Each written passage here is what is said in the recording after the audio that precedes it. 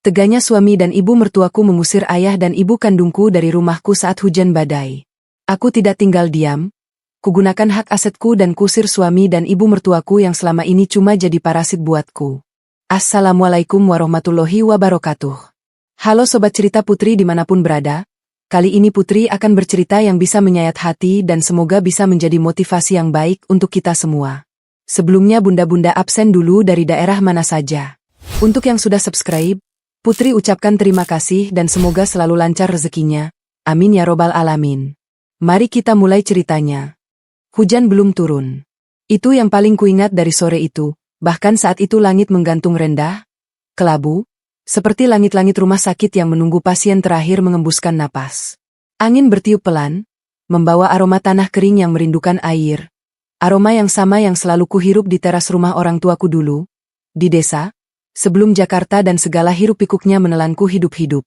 Di luar jendela kaca besar yang membingkai tamanku yang rapi, seekor burung gereja terbang rendah, lalu hinggap di dahan bougainville. Ia mengepak-ngepakkan sayap, lalu terbang lagi, seperti ragu-ragu memilih tempat berteduh. Mungkin ia juga merasakan apa yang kurasakan. Sesuatu yang berat akan jatuh dari langit.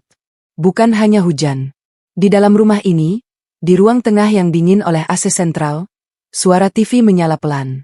Acara infotainment, wajah-wajah bersolek, rumah-rumah mewah, skandal-skandal kecil yang dibuat besar.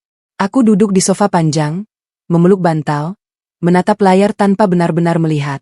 Pikiranku melayang ke tempat lain. Ke masa lalu. Ke sawah-sawah hijau di kampung. Tempat bapak menggendongku sambil menjelaskan bagaimana cara menanam padi yang baik. Ke dapur kecil ibu, yang selalu penuh aroma rempah dan kerupuk kulit yang digoreng dengan kayu bakar. Ke tanganku sendiri, yang dulu kecil, mungil, menggenggam jari bapak saat menyeberangi pematang sawah. Dan sekarang tanganku ini, memegang segelas air mineral dingin. Di rumah yang kubeli dengan keringat dan air mata. Di rumah yang kusebut milikku, tapi tak pernah benar-benar terasa seperti rumah. Karena di dapur, Yati sedang menyiapkan makan malam. Di kamar mandi tamu, Ibu Retno, ibu mertuaku, baru saja selesai mandi dengan air panas yang tak pernah ia bayar tagihannya. Dan di garasi, mobil Honda City abu-abu terparkir rapi, menunggu pemiliknya yang sok sibuk pulang dengan segudang cerita bohong tentang betapa beratnya menjadi tulang punggung keluarga. Mereka semua ada di sini. Tapi tidak ada satupun dari mereka yang benar-benar tahu siapa aku. Mereka melihat seorang perempuan berambut panjang yang suka diam, yang terlalu sibuk kerja, yang jarang masak, yang kadang terlambat pulang. Mereka melihat seorang istri, seorang menantu, seorang ibu dari bayi mungil bernama Raka. Mereka melihat peran-peran yang kujalani. Tapi mereka tidak melihat sejarah yang membawaku ke sini. Mereka tidak melihat sawah yang terjual. Mereka tidak melihat tangis ibu saat melepas anak perempuannya merantau. Mereka tidak melihat bapak yang menahan bangga di balik senyum getirnya saat menyerahkan uang hasil jual tanah untuk DP rumah ini. Mereka tidak melihatku yang sesungguhnya. Mereka hanya melihat nama di KTP. Mereka lupa bahwa di balik nama itu, ada sertifikat hak milik yang bertuliskan darah dan keringat. Mereka lupa bahwa rumah ini bukan takdir yang jatuh dari langit. Rumah ini adalah benteng yang kubangun, bata demi bata, dengan harga yang tak akan pernah sanggup mereka bayar. Harga masa kecil, harga pengorbanan orang tua, harga kesunyian di kota besar, dan harga air mata yang tak pernah kutumpahkan di depan mereka. Namaku Sabila Prameswari dan pada usia 29 tahun, aku telah belajar satu kebenaran mutlak dalam hidup. Kepemilikan bukanlah tentang siapa yang paling keras berteriak, melainkan siapa yang namanya tertulis di atas kertas bermaterai. Hujan deras mengguyur kawasan elit Bintaro sektor 9 sore ini. Wiper mobil Honda HRV milikku bekerja keras menyapu air, memberikan pandangan sekilas ke arah gerbang rumahku yang menjulang tinggi. Rumah bergaya minimalis tropis dengan fasad batu alam dan kayu ulin itu berdiri megah di antara hunian mewah lainnya. Bagi tetangga, rumah ini adalah simbol kesuksesan Hendra Aditya, suamiku. Mereka melihat Hendra keluar masuk dengan kemeja rapi setiap pagi, menyapa satpam dengan gaya bos besar, dan mengadakan pengajian bulanan dengan pidato yang berapi-api tentang tanggung jawab kepala keluarga. Namun, bagi bank dan notaris, rumah ini memiliki cerita yang berbeda. Cerita yang hanya diketahui olehku dan brankas baja di ruang kerjaku. Hendra Aditya, pria yang mengaku sebagai raja di istana ini, Hanyalah seorang penyewa gratisan yang bahkan tidak tahu cara membayar pajak bumi dan bangunan. Aku menekan remote pagar otomatis. Gerbang besi itu terbuka perlahan. Aku memarkirkan mobilku di samping Honda City tua milik Hendra. Sebuah kontras visual yang selalu membuatku tersenyum miris. Mobilku aset perusahaan. Mobilnya aset cicilan yang sering telat bayar. Begitu aku melangkah masuk ke dalam rumah, aroma pengharum ruangan lavender menyambutku, bercampur dengan suara melengking yang sudah sangat akrab di telingaku. Yati, kamu ini ngepel pakai mata apa? Pakai dengkul? Lihat ini masih ada noda air di marmer. Marmer ini impor dari Italia. Tahu?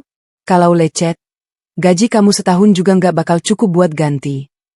Suara itu milik Ibu Retno. Ibu mertuaku. Aku berjalan menuju ruang tengah dan melihat pemandangan rutin setiap sore. Ibu Retno sedang berdiri berkacak pinggang, menunjuk-nunjuk lantai dengan telunjuknya yang dihiasi cincin emas imitasi. Sementara Yati, art kami yang setia, menunduk ketakutan sambil memegang kain pel. Ibu Retno mengenakan daster sutra bermotif bunga besar. Daster yang kubelikan bulan lalu sebagai oleh-oleh dinas.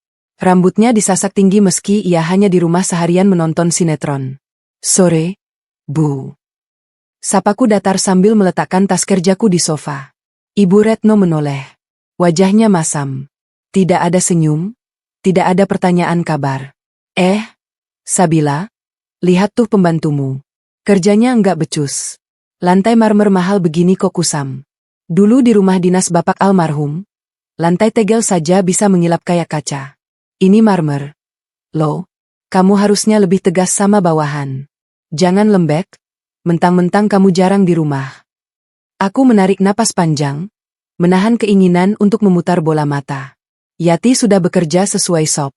Marmer ini memang honed finish. Teksturnya matte, bukan glossy, jadi memang tidak memantulkan cahaya seperti kaca. Jelasku dengan nada teknis yang kubuat sesopan mungkin. Ibu Retno mendengus, merasa dikoreksi. Halah, alasan. Bilang saja dia malas. Kamu juga, Bila, jangan terlalu memanjakannya. Nanti dia ngelunjak kayak kamu. Kalimat terakhir itu diucapkan dengan gumaman pelan, tapi cukup keras untuk kudengar. Kayak kamu. Aku mengabaikannya dan berjalan ke dapur untuk mengambil air dingin. Di kepalaku, kalkulator finansialku berbunyi. Biaya gaji Yati Rp2.500.000 dibayar olehku. Biaya listrik rumah ini Rp3 juta dibayar olehku. Biaya belanja bulanan Ibu Retno Rp4 juta dibayar olehku. Kontribusi Ibu Retno, Rp0. Ditambah polusi suara dan kritik tiada henti. Wanita tua ini lupa bahwa dia tinggal di sini karena rumah kontrakannya di pinggiran Depok sudah habis masa sewanya, dan Hendra memohon padaku agar ibunya boleh tinggal sementara, yang kini sudah berjalan 2 tahun. Dia bertingkah seolah dia adalah Ratu Inggris yang sedang menginspeksi Buckingham Palace. Padahal dia hanyalah tamu yang tidak tahu diri. Assalamualaikum. Ayah pulang. Suara bariton Hendra terdengar dari pintu depan. Pintu terbuka lebar. Hendra masuk dengan langkah tegap, melonggarkan dasinya dengan gaya dramatis seolah dia baru saja menyelamatkan ekonomi negara. Padahal aku tahu dia baru saja pulang dari kantor agensi pemasaran tempatnya bekerja sebagai supervisor dengan gaji sedikit di atas UMR Jakarta. Gaji yang habis untuk cicilan mobil, rokok, dan biaya gaul dengan teman-temannya. Waalaikumsalam, anak ganteng ibu. Ibu Retno langsung berubah wujud. Wajah masamnya lenyap, digantikan senyum sumringah. Ia bergegas menghampiri Hendra, memeluknya erat, lalu mengambilkan tas kerjanya. Aduh, pasti capek. Ya, seharian kerja keras banting tulang buat keluarga. Sini duduk dulu, nak. Yati, bikin teh manis panas buat Tuan Hendra. Tren. Hendra duduk di sofa kulit Natuzzi, sofa seharga Rp50 juta yang kubeli dengan bonus tahunanku, dan menyandarkan kepalanya. Iya, nih, Bu, capek banget. Tadi meeting sama klien besar. Biasalah, mereka butuh otak brilian kayak aku buat strategi marketing. Kalau bukan aku yang pegang, bisa hancur proyeknya. Bual Hendra. Matanya melirik ke arahku, mencari validasi. Aku hanya tersenyum tipis sambil menggendong Raka, putra kami yang baru berusia 8 bulan, yang sedang main di playpen. Hebat dong, Mas. Berarti komisi bulan ini cair besar, ya? Tanyaku memancing. Wajah Hendra sedikit berubah. Gugup sesaat. Ya, itu kan prosesnya panjang. Yang nggak langsung cair, tapi potensinya besar. Bisa buat renovasi taman belakang. Dia menunjuk ke arah taman belakang yang sudah rapi dan asri. Taman belakang itu kan baru direnovasi tahun lalu, Mas, kataku. Iya, tapi kurang maco. Aku mau bikin kolam koi, biar ada zennya. Nanti kalau bonusku cair, aku panggil tukang. Kamu tenang aja, kali ini aku yang bayar. Katanya dengan nada sombong yang rapuh. Kali ini aku yang bayar. Kalimat itu adalah lelucon paling lucu di rumah ini. Setiap kali Hendra bilang, aku yang bayar, itu artinya dia akan membayar DP, uang muka, sebesar 10%. Lalu cicilan bulanannya akan macet. Dan akulah yang harus membereskannya agar tidak didatangi debt collector. Terserah Mas saja. Asal jangan pakai uang belanja Raka, jawabku sambil mencium pipi gembul Raka. Tuh kan, Bu, Hendra mengadu pada ibunya. Sabila ini selalu hitung-hitungan sama suami. Padahal aku kerja buat siapa? Buat dia juga. Istri itu harusnya support suami, bukan malah mata duitan. Ibu Retno langsung menyambar.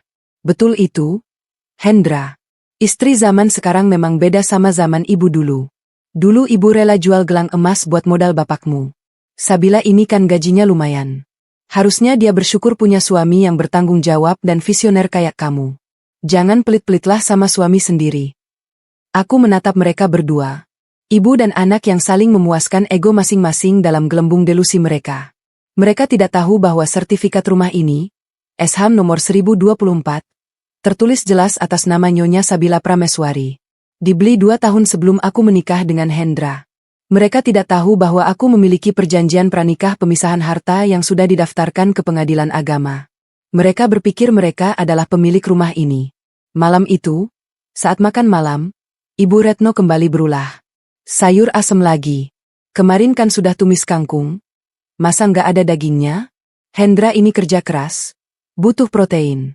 Kamu ini manajer properti? Masa beli daging sekilo seminggu sekali aja nggak mampu? Kritik Ibu Retno sambil mengaduk-aduk mangkuk sayurnya dengan jijik. Padahal di meja itu ada ayam goreng mentega dan tempe mendoan. Tapi bagi Ibu Retno, jika bukan rendang daging sapi, itu bukan makanan layak. Harga daging sedang naik, Bu. Kita harus atur cash flow, jawabku singkat. Alasan. Bilang aja kamu lebih sayang uangmu daripada kesehatan suamimu. Kalau ibu punya uang pensiun bapak yang ditahan bank itu, ibu sudah masakin Hendra steak tiap hari. Kebohongan lagi. Uang pensiun bapak mertua tidak ditahan bank. Uang itu sudah habis dipakai Ibu Retno untuk arisan bodong 5 tahun lalu. Aku tahu karena aku yang membayar sisa utangnya diam-diam agar Hendra tidak malu. Hendra hanya dia menikmati ayam gorengnya dengan lahap. Tidak membela istrinya yang dihina. Dia justru mengangguk. Iya, Yang. Sekali-kali masak steak lah. Malu kalau temanku main ke sini, masa suguhannya tempe? Ujar Hendra dengan mulut penuh. Aku meletakkan sendokku, nafsu makanku hilang. Aku melihat keluar jendela kaca besar yang menghadap ke teras depan. Hujan semakin deras. Petir mulai menyambar di kejauhan. Kilatannya menerangi langit malam yang kelabu. Besok, orang tuaku akan datang. Bapak dan ibu, yang petani desa yang sederhana, yang rela menjual sawah demi kuliahku dulu. Mereka akan datang membawa rindu dan hasil bumi yang tulus. Dan aku tahu, badai di luar sana tidak seberapa dibandingkan dengan badai yang akan terjadi di dalam rumah ini saat Ratu Parasit dan Raja Boneka ini bertemu dengan orang tuaku yang mereka anggap rendah. Aku menatap Hendra dan Ibu Retno bergantian. Nikmatilah ayam goreng itu. Nikmatilah sofa empuk itu. Nikmatilah atap yang tidak bocor ini. Karena kalian tidak sadar. Kalian sedang duduk di atas kursi pelontar, dan tombolnya ada di tanganku. Habiskan makanannya, Mas, Bu. Kataku lembut namun dingin. Kalian butuh tenaga. Cuaca sepertinya akan sangat buruk besok. Hujan yang mengguyur Bintaro sore itu semakin deras. Seolah langit ikut menangis melihat ketimpangan yang terjadi di bawah atap rumahku. Jam dinding menunjukkan pukul 16 sore. Aku baru saja selesai memandikan Raka dan sedang menyusuinya di kamar atas ketika bel gerbang berbunyi panjang. Bukan bunyi bel tamu biasa, melainkan bunyi bel ragu-ragu yang ditekan berkali-kali dengan jeda canggung. Aku melirik monitor CCTV di kamar. Di layar kecil hitam putih itu, Hatiku mencelos. Berdiri di depan gerbang besi yang tinggi dan dingin itu, dua sosok tua sedang menggigil di bawah payung yang salah satu rusuknya patah. Itu bapak dan ibu. Mereka datang tanpa memberitahuku jam berapa pastinya. Mungkin karena takut merepotkan anak perempuannya yang sibuk kerja di kota. Bapak mengenakan kemeja batik lusuh yang warnanya sudah pudar. Kemeja terbaiknya yang hanya dipakai saat kondangan di desa. Ibu memakai kebaya kutu baru sederhana dengan kain jarik serta selendang yang melilit tubuh kurusnya. Di kaki mereka teronggok dua karung goni yang basah kuyup dan sebuah kardus mie instan yang diikat tali rafia. Aku segera meletakkan Raka di boks bayi, menyambar kerudung instan, dan berlari menuruni tangga. Namun aku terlambat. Pintu utama sudah terbuka. Ibu Retno sudah berdiri di ambang pintu, berkacak pinggang, menatap tamu tak diundang itu dengan tatapan yang biasa ia berikan pada tukang minta-minta. "Siapa?"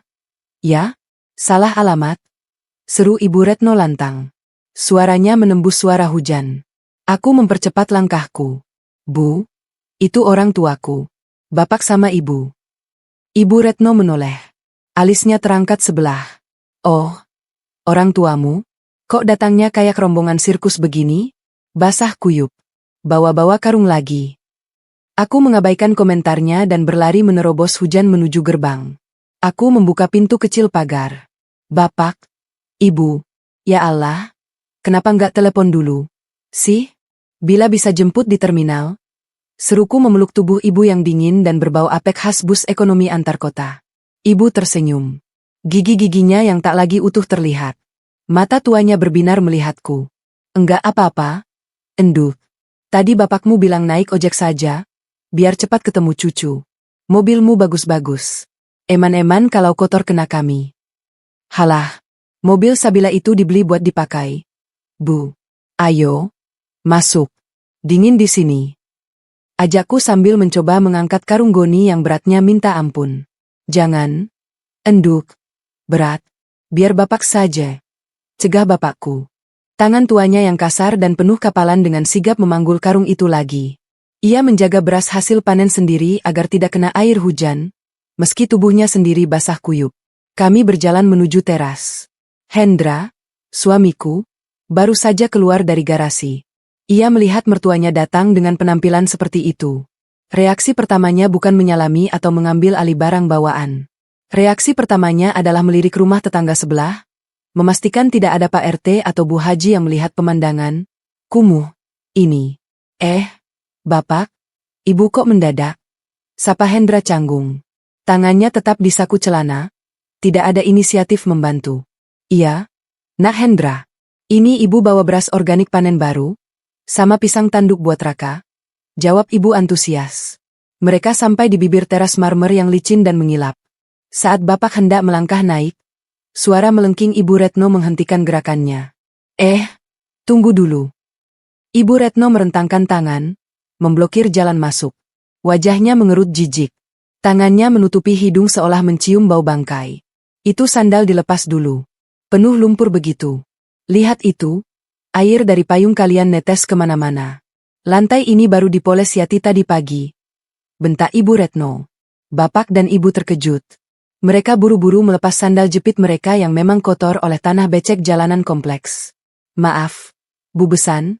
Maaf, kami nggak sadar," kata bapak sambil membungkuk, menaruh sandalnya di pojok paling bawah anak tangga. "Dan itu." Ibu Retno menunjuk karung goni di pundak bapak. "Itu apaan? Bau tanah, bau apek. Jangan dibawa masuk ke ruang tamu. Taruh di garasi saja. Nanti sofa saya ada kutunya." Darahku mendidih. Sofa saya. Sejak kapan sofa itu jadi milik dia? "Bu." Otongku tajam. Suaraku bergetar menahan marah. "Itu beras, Bu. Makanan, rezeki. Masa ditaruh di garasi dekat knalpot mobil? Dan orang tuaku bukan kuli panggul yang harus lewat pintu samping." "Tabla." Ibu Retno melotot.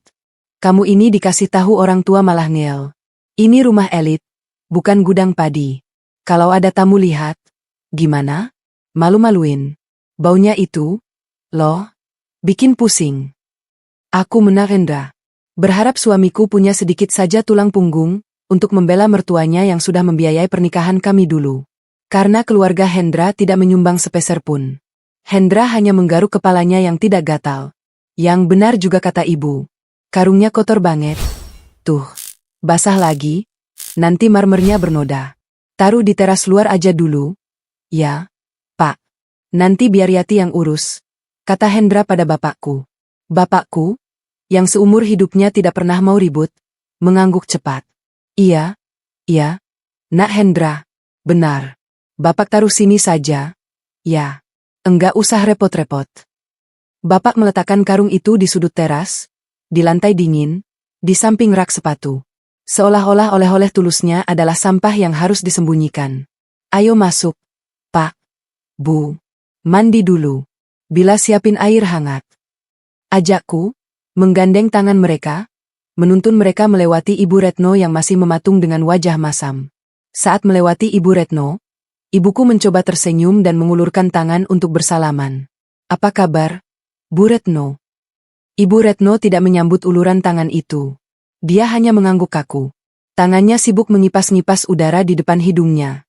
Baik, baik. Tapi tolong ya, Bu Marwah, nanti kalau mandi, kamar mandinya disiram yang bersih. Jangan sampai ada tanah yang ketinggalan. Saluran air di sini sensitif. Beda sama di kampung yang langsung ke kali. Sindir Ibu Retno. Ibuku menarik tangannya kembali. Wajahnya menunduk malu. Iya, Bu. Nanti saya bersihkan. Aku membawa mereka ke kamar tamu di lantai bawah. Kamar yang sebenarnya cukup layak, tapi jarang dipakai karena Ibu Retno melarang siapapun menginap dengan alasan privasi. Begitu pintu kamar tertutup, aku melihat bahu Bapak merosot. Dia duduk di tepi kasur, memijat kakinya yang keriput. Maafin Bapak? Ya. Enduk. Bapak bikin rumahmu kotor. Bisik Bapak. Air mataku tumpah. Bapak ngomong apa? Sih? Ini rumah Bapak juga. Kalau bukan karena Bapak jual tanah sawah buat DP rumah ini dulu, bilang gak bakal bisa beli ini, kataku memeluk lutut Bapak. Ya, itu adalah rahasia lain. 2 tahun lalu, saat aku memutuskan membeli rumah ini secara tunai agar dapat diskon besar, tabunganku kurang 50 juta rupiah. Bapak, tanpa pikir panjang, menjual 1 petak sawah produktifnya, sumber penghasilan utamanya, hanya agar anaknya enggak ngontrak di Jakarta. Dan sekarang, di rumah yang sebagian dibeli dengan keringat Bapak, dia diperlakukan seperti hama oleh wanita yang tidak menyumbang apa-apa selain kritik pedas. Sudah, jangan nangis. Ibu mengelus kepalaku. Yang penting kami sudah sampai. Mana cucu ibu? Raka sudah bisa jalan belum? Ketulusan mereka menghancurkanku. Mereka dihina, tapi fokus mereka tetap pada kasih sayang. Sementara di luar kamar, aku mendengar suara Ibu Retno sedang mengomel pada Hendra. Hendra, kamu lihat itu? Ibunya pakai baju apa? Kebaya lusuh begitu.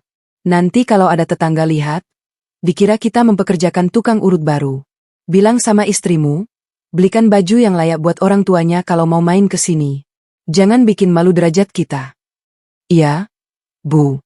Nanti Hendra bilangin. Sabar ya, Bu. Namanya juga orang desa. Enggak ngerti etika kota? Jawab Hendra. Etika kota. Mendengar jawaban suamiku, rasa hormatku padanya yang tinggal sisa-sisa ampas kini menguap sepenuhnya. Hendra tidak hanya pengecut, dia adalah pengkhianat. Dia menghina orang yang memberinya atap demi memuaskan ibunya yang parasit. Aku berdiri, menghapus air mataku. Bapak dan ibu sedang sibuk membongkar kardus mie instan mereka. Mengeluarkan toples plastik berisi kerupuk kulit kesukaan Hendra. Ini buat Nah Hendra. Dia suka sekali kerupuk ini waktu nikahan dulu, kata ibu bersemangat. Aku menatap toples itu. Kerupuk yang digoreng dengan kayu bakar, penuh cinta. Dan aku tahu, Hendra tidak akan memakannya. Dia mungkin akan membuangnya diam-diam karena takut kolesterol atau minyaknya curah. Malam ini aku akan diam. Aku akan membiarkan bapak dan ibu istirahat. Tapi besok aku tidak akan lagi menjadi penengah yang sabar. Aku keluar dari kamar tamu, menutup pintu pelan-pelan. Aku berjalan ke ruang tengah. Hendra dan Ibu Retno sedang menonton TV, tertawa melihat acara komedi, seolah tidak baru saja menginjak-injak harga diri orang lain. Aku menatap mereka dengan tatapan seorang auditor yang sedang menghitung kerugian aset sebelum melakukan likuidasi total. Yati, panggilku pada Art yang sedang mengepel ulang jejak kaki bapakku. Iya, Non. Beras yang dibawa bapak tadi, tolong dimasak untuk makan malam. Pakai rice cooker yang paling bagus. Dan pisangnya, goreng untuk camilan bapak ibu nanti malam. Tapi, Non, Nyonya Retno bilang berasnya bau apek. Bisik Yati takut-takut. Masak itu perintah saya. Tegasku. Di rumah ini yang bayar gajimu adalah saya. Bukan orang yang cuma bisa teriak-teriak. Yati mengangguk cepat. Matanya membelalak kaget karena aku jarang sekali bersikap tegas secara terbuka. Aku berjalan menaiki tangga menuju kamarku. Hujan di luar semakin deras, berubah menjadi badai. Angin menderu, jendela bergetar. Badai yang sesungguhnya baru saja dimulai. Dan besok, badai itu akan menyapu bersih sampah-sampah yang bersembunyi di balik jas dan daster sutra di ruang tengah itu. Malam itu, langit Jakarta seolah runtuh. Hujan yang tadinya hanya deras, kini berubah menjadi badai monster. Angin kencang menderu-deru menghantam jendela kaca kamar tidurku di lantai 2 dengan kekuatan yang membuat kusen aluminium bergetar ngeri. Pukul 21 malam, Raka baru saja tertidur pulas setelah seharian rewel karena tumbuh gigi. Aku menatap wajah damai putraku, satu-satunya hal suci yang tersisa di rumah yang penuh kepalsuan ini. Di luar, kilat menyambar, menerangi kamar yang gelap sejenak, diikuti dentuman guntur yang menggetarkan lantai. Perasaanku tidak enak. Ada kegelisahan yang merambat naik dari perut ke dada. Sejenis insting purba yang memperingatkan bahaya. Aku memutuskan untuk turun ke bawah. Niatku sederhana, membuatkan teh hangat untuk bapak dan ibu, lalu memastikan selimut di kamar tamu cukup tebal untuk menahan dinginnya AC sentral yang tidak bisa diatur per ruangan itu. Namun, baru saja kakiku menapak di anak tangga teratas, suara teriakan melengking menembus gemuruh hujan. Keluar, bawa sampah kalian keluar. Jangan bikin rumah saya jadi kandang tikus. Itu suara Ibu Retno. Jantungku berhenti berdetak sesaat. Aku mempercepat langkah menuruni tangga setengah berlari. Pemandangan di ruang tengah membuat darahku membeku seketika. Di sana, di atas lantai marmer statuario putih yang mahal itu, butiran beras berserakan di mana-mana. Rupanya karung goni yang dibawa bapak tadi bocor di bagian bawah karena sudah lapuk terkena air hujan. Bapak sedang berlutut di lantai, memunguti butiran beras itu satu persatu dengan tangan gemetar. Wajah tuanya pucat, matanya panik. Maaf, Bu Besan. Maaf, karungnya sobek. Saya bersihkan. Ini beras bagus. Sayang kalau dibuang. Gumam bapak terbata-bata. Ibu Retno berdiri menjulang di atasnya. Wajahnya merah padam karena amarah yang tidak proporsional. Kakinya yang mengenakan sandal rumah berbulu, menendang tumpukan beras yang sudah dikumpulkan bapak, menyebarkannya kembali ke segala arah. Beras bagus apanya? Ini beras kampung. Banyak kutunya. Lihat. Itu ada ulat kecil. Jerit Ibu Retno histeris, menunjuk seekor kutu beras yang tak kasat mata. Kamu sengaja? Ya? Mau nyebar hama di rumah mewah anak saya? Biar sofa Natuzzi saya rusak dimakan kutu. Demi Allah, tidak. Bu, ini panen baru. Ibu Marwah, ibuku, mencoba membela sambil menangis, memegang lengan Ibu Retno. Jangan sentuh saya. Tanganmu kotor. Ibu Retno menepis kasar tangan ibuku hingga ibu terhuyung ke belakang, menabrak guci hiasan di sudut ruangan. Prang! Guci keramik imitasi seharga Rp300.000 itu pecah berkeping-keping. Keheningan sesaat mencekam ruangan itu, hanya diisi suara hujan yang menggila di luar. Guci antik saya. Pekik Ibu Retno dramatis, seolah yang pecah adalah vas dinasti Ming. Hendra, lihat kelakuan mertuamu. Mereka merusak rumah kita, mengotori lantai marmer, bawa kutu, sekarang mecahin barang antik. Aku menoleh ke arah sofa. Hendra duduk di sana memegang remote TV. Dia tidak beranjak. Dia tidak membantu bapak memungut beras. Dia tidak menolong ibu yang terhuyung. Dia hanya menghela napas panjang, seolah gangguan ini merusak waktu santainya. Pak, Bu, udah dong. Jangan bikin ibu saya stres. Darah tingginya bisa kumat, kata Hendra malas tanpa menatap mata mertuanya. Kalau karungnya bocor, ya jangan dibawa masuk. Itu. Guci juga. Haduh. Nambah pengeluaran aja. Ibu ganti gucinya nanti. Nak Hendra. Ibu jual cincin ibu. Isak ibuku. Cincin emas mudamu itu nggak laku di Jakarta. Sembur Ibu Retno. Lalu, tanpa peringatan, Ibu Retno melakukan hal yang tak terbayangkan. Dia mengambil sapu ijuk dari tangan Yati yang berdiri mematung ketakutan di sudut dapur. Keluar. Saya bilang. Keluar. Ibu Retno mulai menyapu beras itu dengan kasar, sengaja mengarahkan kotoran dan debu ke arah Bapak yang masih berlutut. Bapak terbatuk-batuk terkena debu. Bu Retno, tolong di luar badai. Bapak memohon, mencoba melindungi karung berasnya yang tersisa. Bodoh amat. Mau badai, mau tsunami. Pokoknya sampah ini harus keluar dari rumah saya detik ini juga. Ibu Retno menarik kerah kemeja batik Bapak, memaksa orang tua itu berdiri. Tenaga kebencian ternyata sangat kuat. Dia mendorong Bapak ke arah pintu utama yang sudah terbuka lebar, membiarkan angin kencang membawa masuk air hujan ke ruang tamu. Bapak, teriak ibuku mengejar suaminya. Kamu juga. Pergi sana. Pasangan gembel. Jangan balik lagi kalau belum mandi 7 kembang. Ibu Retno mendorong punggung ibuku dengan kedua tangannya. Ibuku yang tubuhnya ringkih karena faktor usia, terdorong keras hingga melewati ambang pintu dan jatuh terjerembab di teras yang licin dan basah. Ibu, teriakanku akhirnya pecah. Aku berlari menuruni sisa anak tangga, nyaris terpeleset. Namun aku terlambat sekian detik. Blam. Ibu Retno membanting pintu kayu jati yang berat itu tepat di depan wajahku. Suara kunci diputar 2 kali. Klik, klik. Nah, tenang sudah. Nanti Yatipel lagi sampai kintlong. Semprot disinfektan, biar kumannya mati. Gumam Ibu Retno sambil merapikan dasternya. Napasnya memburu puas. Aku berdiri mematung di depan pintu yang tertutup itu. Tanganku gemetar hebat. Tenggorong. Di balik pintu tebal itu, aku bisa mendengar suara gedoran lemah. Nanda, Bu Retno tolong buka dingin. Suara Bapak lirih, putus asa. Aku menoleh perlahan ke arah Hendra dan Ibu Retno. Tatapanku bukan lagi tatapan seorang istri atau menantu. Itu adalah tatapan seorang pemilik aset yang melihat propertinya dirusak oleh hama. Buka pintunya, desisku pelan. Suaraku terdengar asing di telingaku sendiri. Dingin. Ibu Retno menoleh, kaget melihatku sudah berdiri di sana.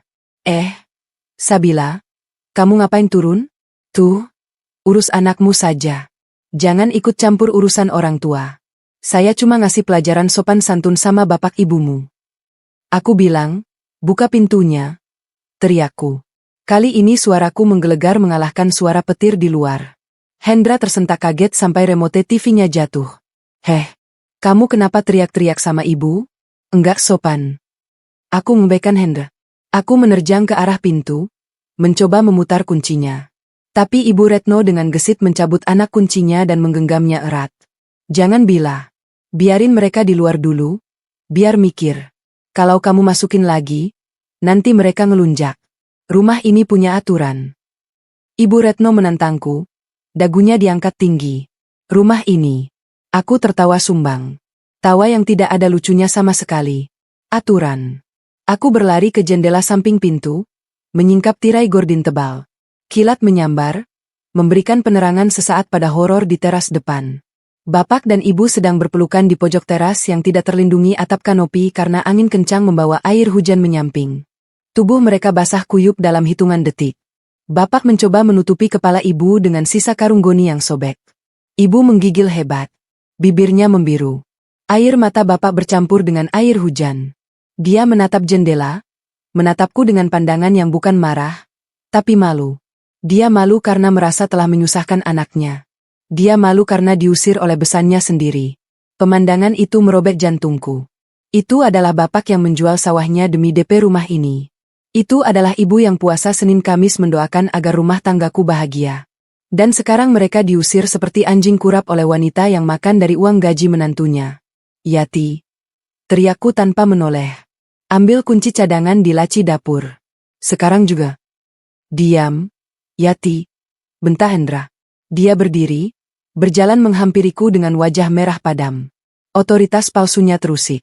Yati. Masuk kamar. Jangan dengerin nyonya. Yati bingung. Menangis di tempat. Hendra mencengkeram lenganku kasar. Sabila. Sadar. Kamu lebih milih belain orang tua udik itu daripada ngehargain keputusan ibu? Ibu cuma mau rumah kita bersih. Kamu tahu kan ibu jijik sama yang kotor-kotor. Lepasin aku, Hendra. Sergahku, menatap matanya tajam. Kamu lihat di luar itu siapa? Itu mertuamu. Itu kakek neneknya Raka. Kamu biarin mereka mati kedinginan. Ah, lebay kamu. Hujan doang enggak bikin mati. Paling masuk angin dikit.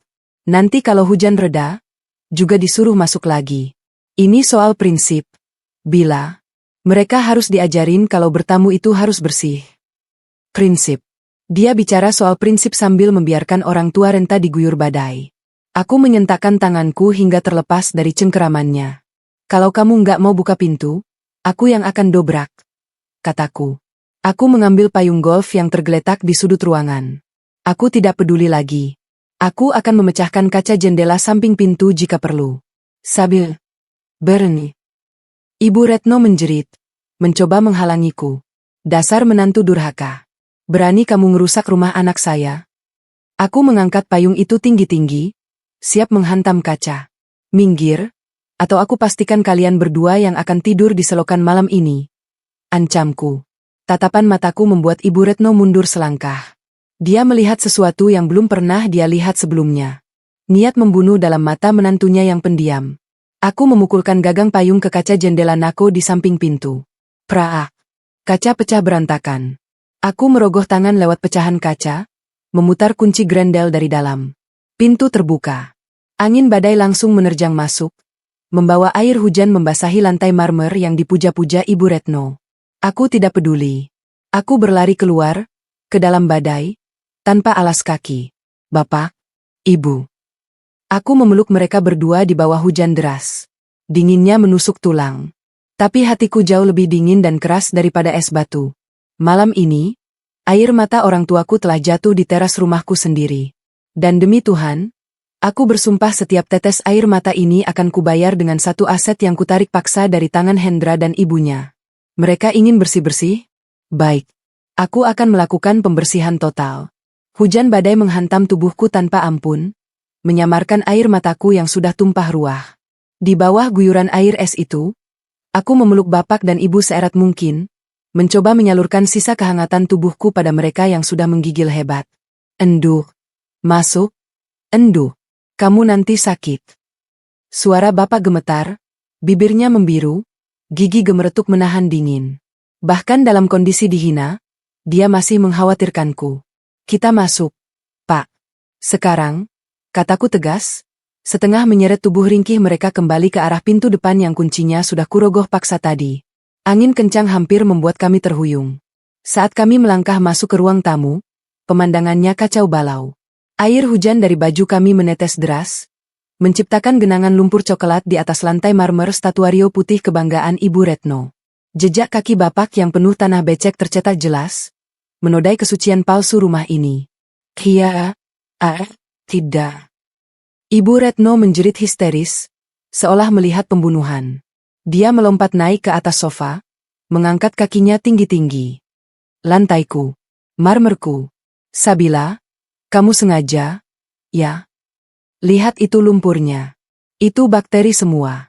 Keluarin mereka. Keluarin. Teriaknya sambil menunjuk-nunjuk dengan jijik. Aku tidak menggubrisnya. Aku mendudukkan bapak dan ibu di kursi kayu jati dekat pintu, kursi yang untungnya tidak beralaskan kain.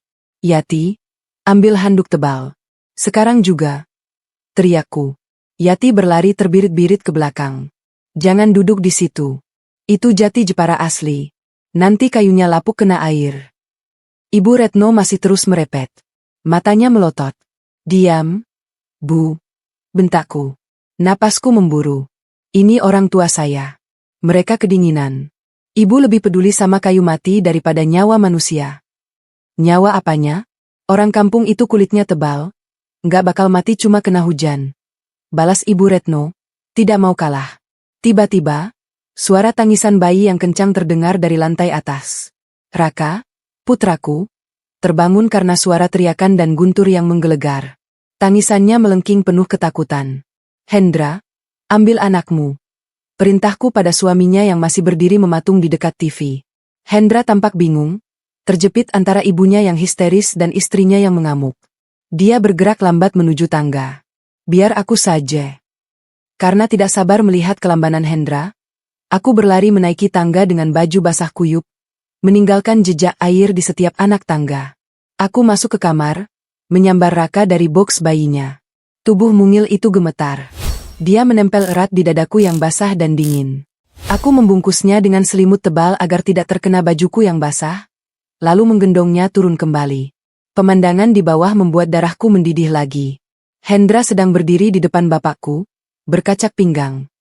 "Pak, tolong." "Ya." "Bapak lihat kan, situasinya jadi ribut begini. Ibu saya jadi stres. Mending bapak sama ibu ngalah dulu deh. Cari penginapan murah di depan kompleks. Nanti Hendra pesanin ojek," kata Hendra dengan nada menyalahkan. Bapakku, dengan wajah menunduk dalam, mencoba berdiri meski lututnya gemetar. "Iya, Nak Hendra. Maaf, bapak pergi saja." "Duduk, Pak." Suaraku menggelegar dari tengah tangga. Raka di gendonganku tersentak kaget dan menangis makin keras. Aku turun, berdiri di antara Hendra dan orang tuaku. Tangan kiriku mendekap Raka erat-erat. Tangan kananku menunjuk dada Hendra. "Kamu ngusir mertuamu sendiri di tengah badai jam 9 malam? Di mana otakmu? Hendra? Di mana hati nuranimu?"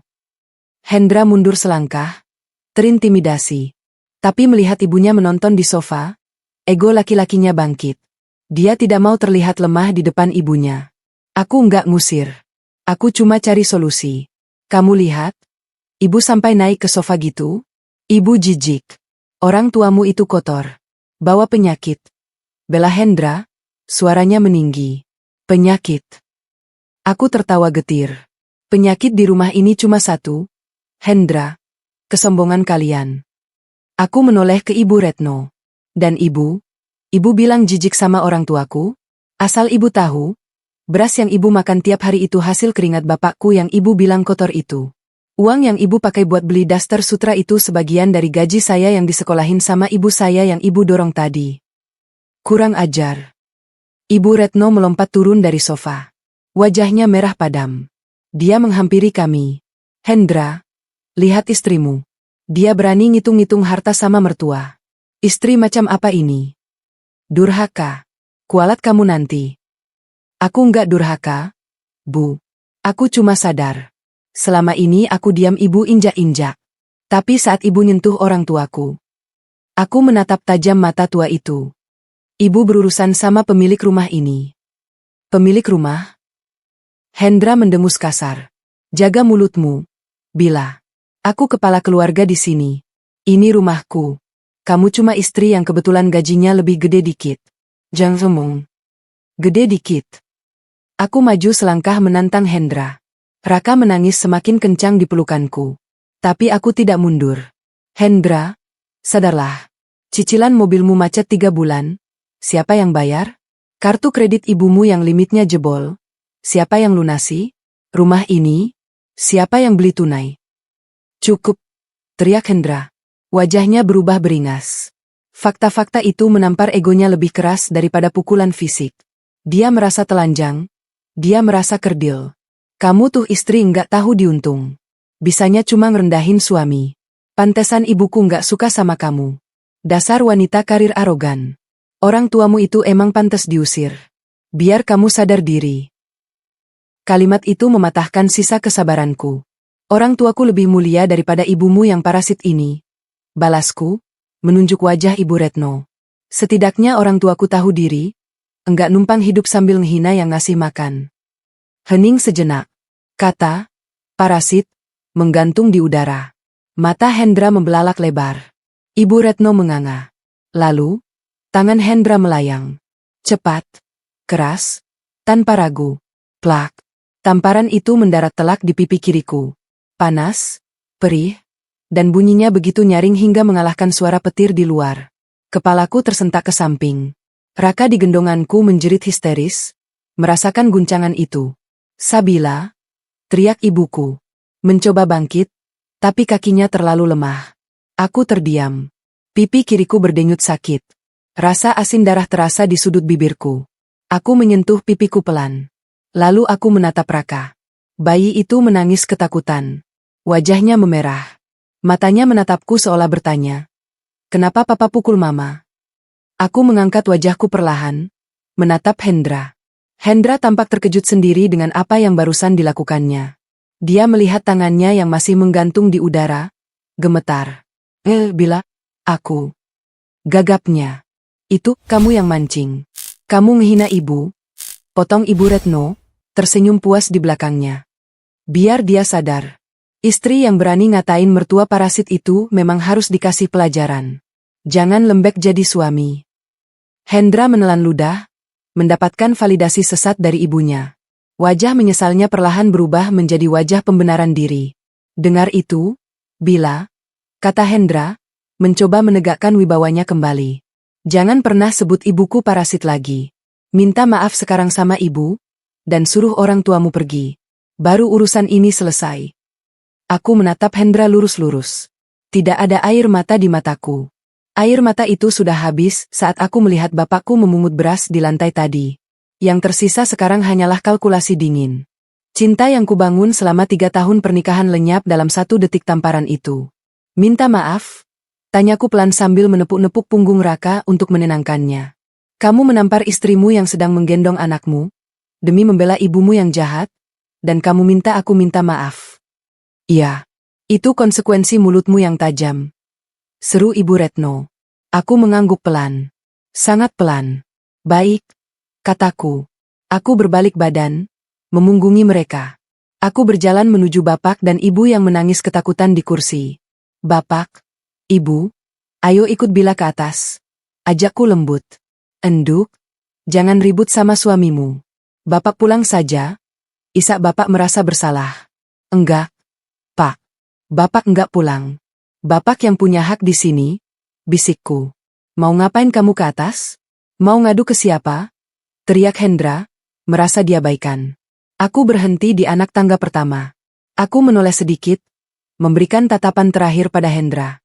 Tatapan yang kosong, hampa, dan mematikan. Aku mau mengambil sesuatu di brankas. Hendra, jawabku datar. Ambil apa? Uang? Mau nyogok kami biar diam? Tanya Ibu Retno sinis. Bukan, jawabku. Aku mau mengambil sertifikat hak milik dan menelepon satpam kompleks. Wajah Hendra berubah bingung. Maksudmu apa? Maksudku sederhana. Mas. Kataku sambil tersenyum tipis. Senyum yang tidak mencapai mata. Tadi kamu bilang ini rumahmu, kan? Mari kita buktikan secara hukum.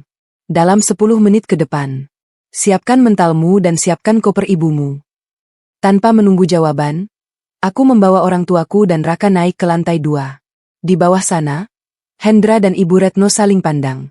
Mereka belum sadar bahwa atap yang menaungi mereka baru saja runtuh. Tamparan tadi bukan sekadar kekerasan dalam rumah tangga. Itu adalah tombol pemicu pengosongan aset.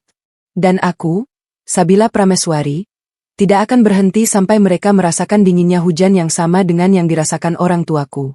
Aku menutup pintu kamar tidur utama dengan kunci ganda. Klik, klik. Suara besi beradu itu memberikan sedikit rasa aman, memisahkan duniaku yang rasional dari kekacauan irasional di lantai bawah. Di dalam kamar yang luas dan ber-AC dingin ini, isak tangis bapak dan ibuku masih terdengar menyayat hati. Mereka duduk di tepi ranjang kingkolku, masih mengenakan baju basah yang meneteskan air ke karpet bulu. Raka, putraku, sudah berhenti menangis tapi masih sesenggukan dalam pelukan ibu. Wajah mungilnya merah padam karena kaget. Aku berjalan menuju cermin rias. Kulihat pantulan wajahku.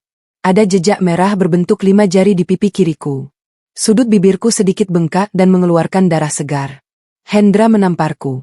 Suami yang selama 3 tahun ini kubiayai gaya hidupnya, yang utang judinya, yang dia sebut trading forex, kulunasi diam-diam, yang mobilnya kubelikan bensin setiap minggu, baru saja menamparku karena aku membela orang tuaku yang diusirnya. Rasa sakit fisik itu ada. Tapi anehnya, rasa sakit di hatiku justru hilang. Tamparan itu seperti sakelar lampu yang mematikan sisa-sisa perasaan cinta, hormat, dan kasihan yang selama ini membuatku buta. Cinta itu sudah mati. Yang tersisa kini hanyalah logika bisnis. Dan dalam bisnis, aset yang merugi dan merusak manajemen harus segera dilikuidasi. Bila, Timu. Bapak berdiri. Tangannya gemetar ingin menyentuh wajahku, tapi takut tangannya yang kasar menyakitiku.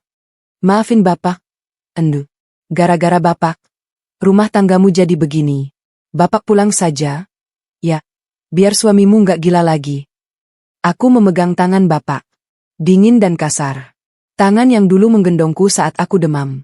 Tangan yang mencangkul sawah agar aku bisa bayar uang gedung kampus. Bapak diam di sini. Perintahku lembut namun tegas. Bapak, Ibu, dan Raka kunci pintu dari dalam. Jangan keluar sebelum aku ketuk 3 kali.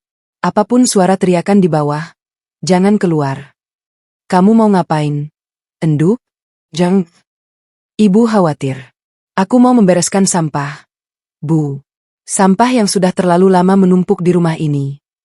Aku berjalan menuju walk-in closet. Di balik deretan baju kerja brandedku, tersembunyi sebuah brankas besi digital yang tertanam di dinding. Aku menekan kode kombinasi, 102.495. Tanggal lahirku, bukan tanggal pernikahanku. Pintu brankas terbuka dengan bunyi bip halus. Di dalamnya tersimpan jantung dari kekuasaanku yang selama ini kusembunyikan demi menjaga ego rapuh Hendra. Aku mengambil sebuah map dokumen berwarna hijau tua berlambang burung Garuda. Sertifikat hak milik.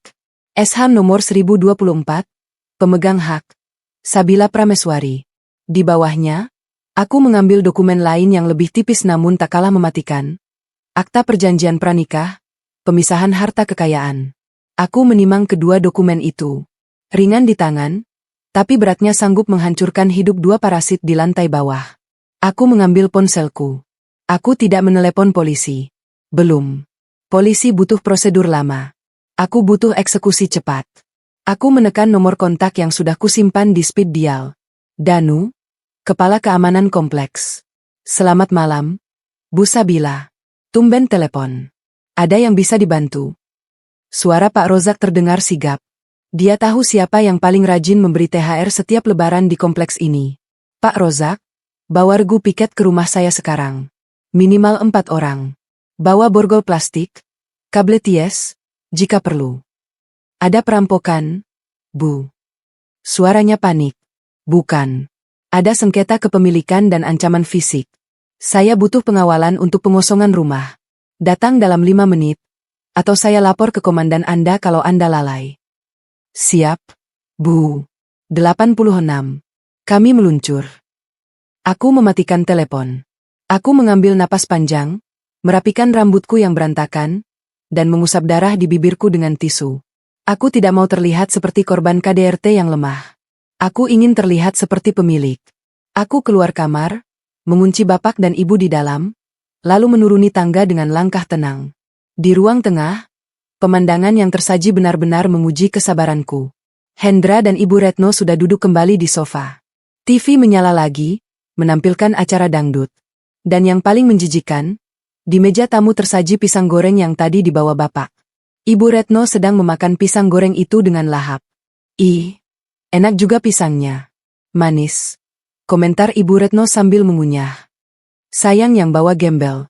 Coba kalau dikirim pakai parcel, pasti lebih berkelas. Hendra tertawa kecil, memijat bahu ibunya. Ya udahlah, Bu, anggap aja upeti. Oh ya, si Sabila lama banget di atas. Paling lagi nangis sesenggukan minta simpati. Biarin aja dulu, nanti juga turun minta maaf. Iya, perempuan itu harus dikerasin dikit, biar tahu siapa imamnya. Timpal Ibu Retno. Mereka memakan makanan pemberian orang yang baru saja mereka usir dan hina. Tingkat ketidakpekaan mereka sudah melampaui batas kemanusiaan. Tuh. Suara langkah kakiku di tangga membuat mereka menoleh. Nah, turun juga, kan? Cibir Hendra. Dia melihat pipiku yang merah lebam, tapi tidak ada rasa bersalah di matanya. Hanya ada kepuasan karena merasa menang. Gimana? Udah sadar? Udah nyuruh orang tuamu packing? Aku tidak menjawab. Aku berjalan menuju meja tamu, berdiri menjulang di hadapan mereka. Bra. Aku melemparkan map hijau, sertifikat dan akta notaris itu ke atas meja kaca. Tepat di samping piring pisang goreng. Suaranya menggelegar membuat Ibu Retno tersedak pisangnya. Apaan? Nih? Tanya Hendra, keningnya berkerut. Baca, perintahku singkat. Hendra mendengus, mengambil map itu dengan gaya meremehkan. Paling surat tagihan kartu kredit kamu. Dasar boros. Dia membuka lembar pertama. Matanya menyipit membaca tulisan besar di kop surat Badan Pertanahan Nasional Republik Indonesia. Sertifikat hak milik. Hendra terdiam. Dia membalik halaman berikutnya, mencari nama pemilik, nama pemegang hak. Sabila Prameswari. Tanggal penerbitan, 15 Agustus 2019. 2 tahun sebelum kami menikah. Wajah Hendra mulai memucat. Dia tahu arti tanggal itu. Ini sertifikat rumah ini? Tanyanya. Suaranya mulai goyah. Atas nama kamu. Kenapa kaget? Tanyaku dingin, melipat tangan di dada. Selama ini kamu koar-koar ke tetangga kalau ini rumahmu. Kamu marahi Yati seolah kamu yang gaji dia. Kamu usir orang tuaku seolah kamu yang punya tanah ini. Aku mencondongkan tubuh ke depan, menatap matanya dalam-dalam. Kamu lupa, Hendra, saat kita menikah, aku sudah tinggal di sini. Kamu yang datang bawa koper isi baju doang. Kamu itu cuma penumpang. Dan penumpang yang berani menampar pemilik, harus diturunkan paksa. Halah. Ibu Retno merebut sertifikat itu. Apa bedanya? Setelah nikah, harta istri jadi harta suami juga. Itu hukum agama.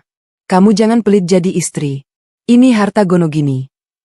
Baca dokumen yang satu lagi, Bu. Tunjukku pada akta notaris. Ibu Retno membukanya kasar. Dia yang buta hukum tapi sok tahu, mencoba membaca poin-poinnya. Pasal 1. Harta yang diperoleh sebelum perkawinan tetap menjadi milik pribadi masing-masing pihak. Pasal 3. Tidak ada percampuran harta benda. Perjanjian pranikah. Ibu Retno melotot. Kapan kamu bikin ini?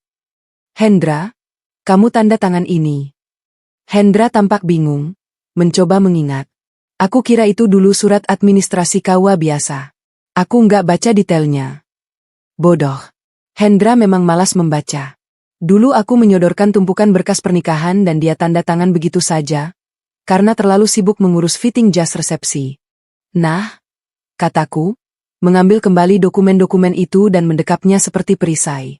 Secara hukum negara dan secara hukum aset, kalian berdua tidak memiliki hak sepeser pun atas lantai marmer yang kalian injak, atap yang menaungi kalian, bahkan sendok yang kalian pakai makan pisang itu.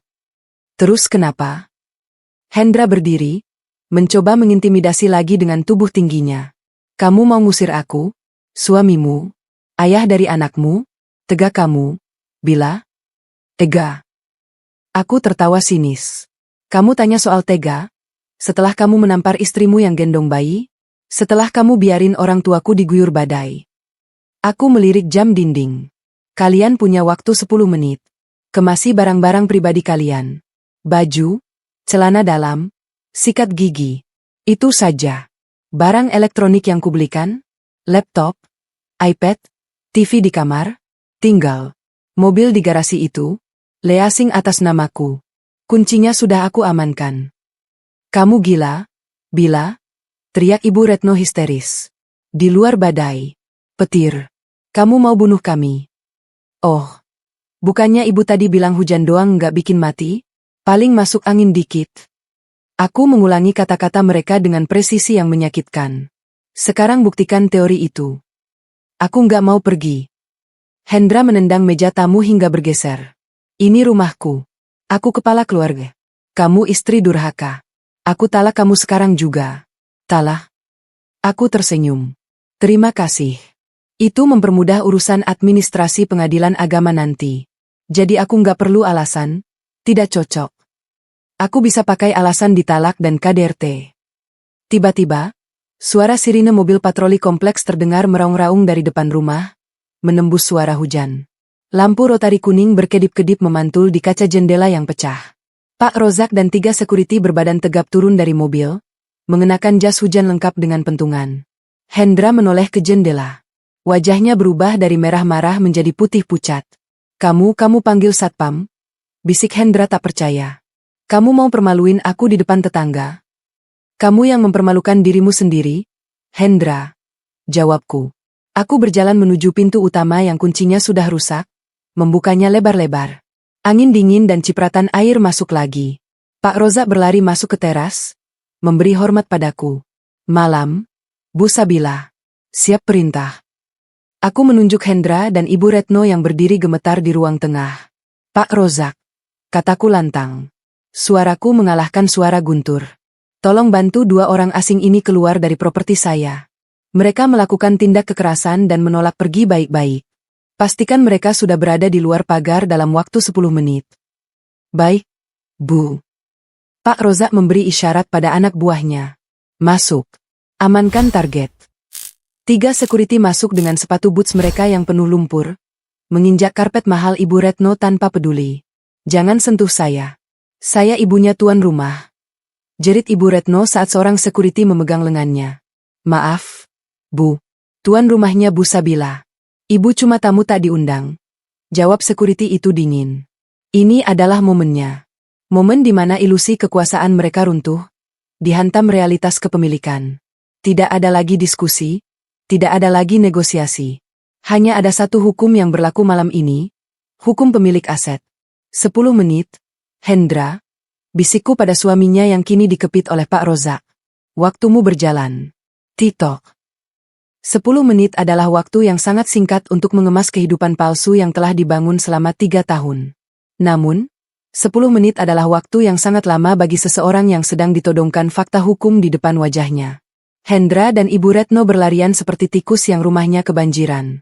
Mereka panik, bingung, dan masih dalam penyangkalan. Hendra, ambil perhiasan ibu di laci. Cepat. Teriak Ibu Retno sambil menyambar tas belanja reusable dari dapur, karena koper-koper bagus ada di gudang yang kuncinya dipegang Yati, dan Yati sudah kabur ke kamarnya. Hendra berlari ke kamar bawah, mencoba menyambar laptop MacBook Air yang tergeletak di meja kerja. Pak Rozak. Kepala security dengan sigap menahan tangan Hendra. Maaf, Pak. Sesuai instruksi Bu Sabila, barang elektronik aset perusahaan dilarang dibawa keluar. Ini laptop gue. Ada data kerjaan. Bentak Hendra, matanya melotot. Nota pembelian atas nama PT Pramest Investama. Pak. Itu inventaris kantor ibu. Jawab Pak Rozak tenang, namun tangannya mencengkeram pergelangan Hendra dengan kuat. Silakan ambil baju saja. Hendra mengerang frustrasi. Dia melepaskan laptop itu kasar ke meja, lalu menyambar tumpukan kemeja kerjanya dari lemari gantung, melemparnya asal-asalan ke lantai. Sementara itu, aku berdiri di ambang pintu ruang tengah, bersandar santai sambil memegang payung golf yang masih tertutup. Aku mengawasi mereka seperti mandor mengawasi kuli bangunan yang sedang diberhentikan. 3 menit lagi, umumku dingin, melihat jam tangan chartierku. Ibu Retno keluar dari kamar tamu dengan napas ngos-ngosan. Dia menentang tas belanja yang menggembung berisi baju-baju dasternya. Sabila, kamu benar-benar tega. Ya, di luar itu banjir. Mobil Hendra mana kuncinya? Kami butuh mobil buat ke hotel. Tuntut Ibu Retno. Aku tertawa kecil. Tawa yang kering. Mobil? Mobil Honda City itu cicilannya nunggak 3 bulan. Bu. Surat peringatan dari Leasing sudah datang kemarin. Kalau ibu bawa kabur, nanti saya yang kena pasal penggelapan fidusia. Jadi, maaf, kunci mobil sudah saya amankan di brankas. Terus kami naik apa? Jalan kaki. Bapak dan ibu saya tadi datang jalan kaki dari terminal. Masa ibu yang katanya, darah biru, kalah fisiknya sama petani desa? Sindirku telak. Kurang ajar. Ibu Retno hendak melempar vas bunga plastik ke arahku. Seorang security muda langsung menepis tangan Ibu Retno. Vas itu jatuh menggelinding. Ibu dilarang melakukan perusakan aset atau penyerangan fisik. Atau kami borgol sekarang juga? Ancam security itu. Ibu Retno mundur ketakutan. Dia baru sadar bahwa seragam safari hitam di sekelilingnya bukan sekadar pajangan. Mereka adalah penegak aturan di kompleks ini, dan mereka bekerja untuk yang membayar iuran, yaitu aku. Waktu habis, kata Pak Rozak tegas. Pak Hendra, Bu Retno, silakan menuju pintu keluar. Hendra keluar dari kamar dengan wajah kusut, memeluk tumpukan baju yang hanya dibungkus kantong kresek hitam besar. Kantong sampah. Sangat puitis. Dia menatapku, matanya memerah, campuran antara marah dan ingin menangis. Ego laki-lakinya hancur lebur di depan istrinya dan satpam kompleks. Bila. Suaranya merendah, mencoba taktik manipulasi terakhir. Kamu serius? Raka gimana? Dia butuh ayahnya. Kamu mau Raka tumbuh fatherless? Aku menatapnya datar. Raka butuh ayah yang bisa jadi pelindung. Bukan ayah yang menampar ibunya saat menggendongnya. Justru kalau kamu tetap di sini, Raka akan tumbuh melihat contoh laki-laki pengecut yang kasar. Aku menyelamatkan Raka darimu. Tapi aku cinta sama kamu, Bila. Aku Wilaf Fedi. Cinta? Aku menggeleng pelan. Kamu cinta fasilitas yang kuberikan. Kamu cinta rumah ini. Kamu cinta status sosialmu. Sekarang setelah semua fasilitas itu kutarik, apa yang tersisa dari cintamu? Aku menunjuk kantong plastik di tangannya. Cuma kantong kresek sampah itu. Aku menunjuk pintu utama yang sudah terbuka lebar.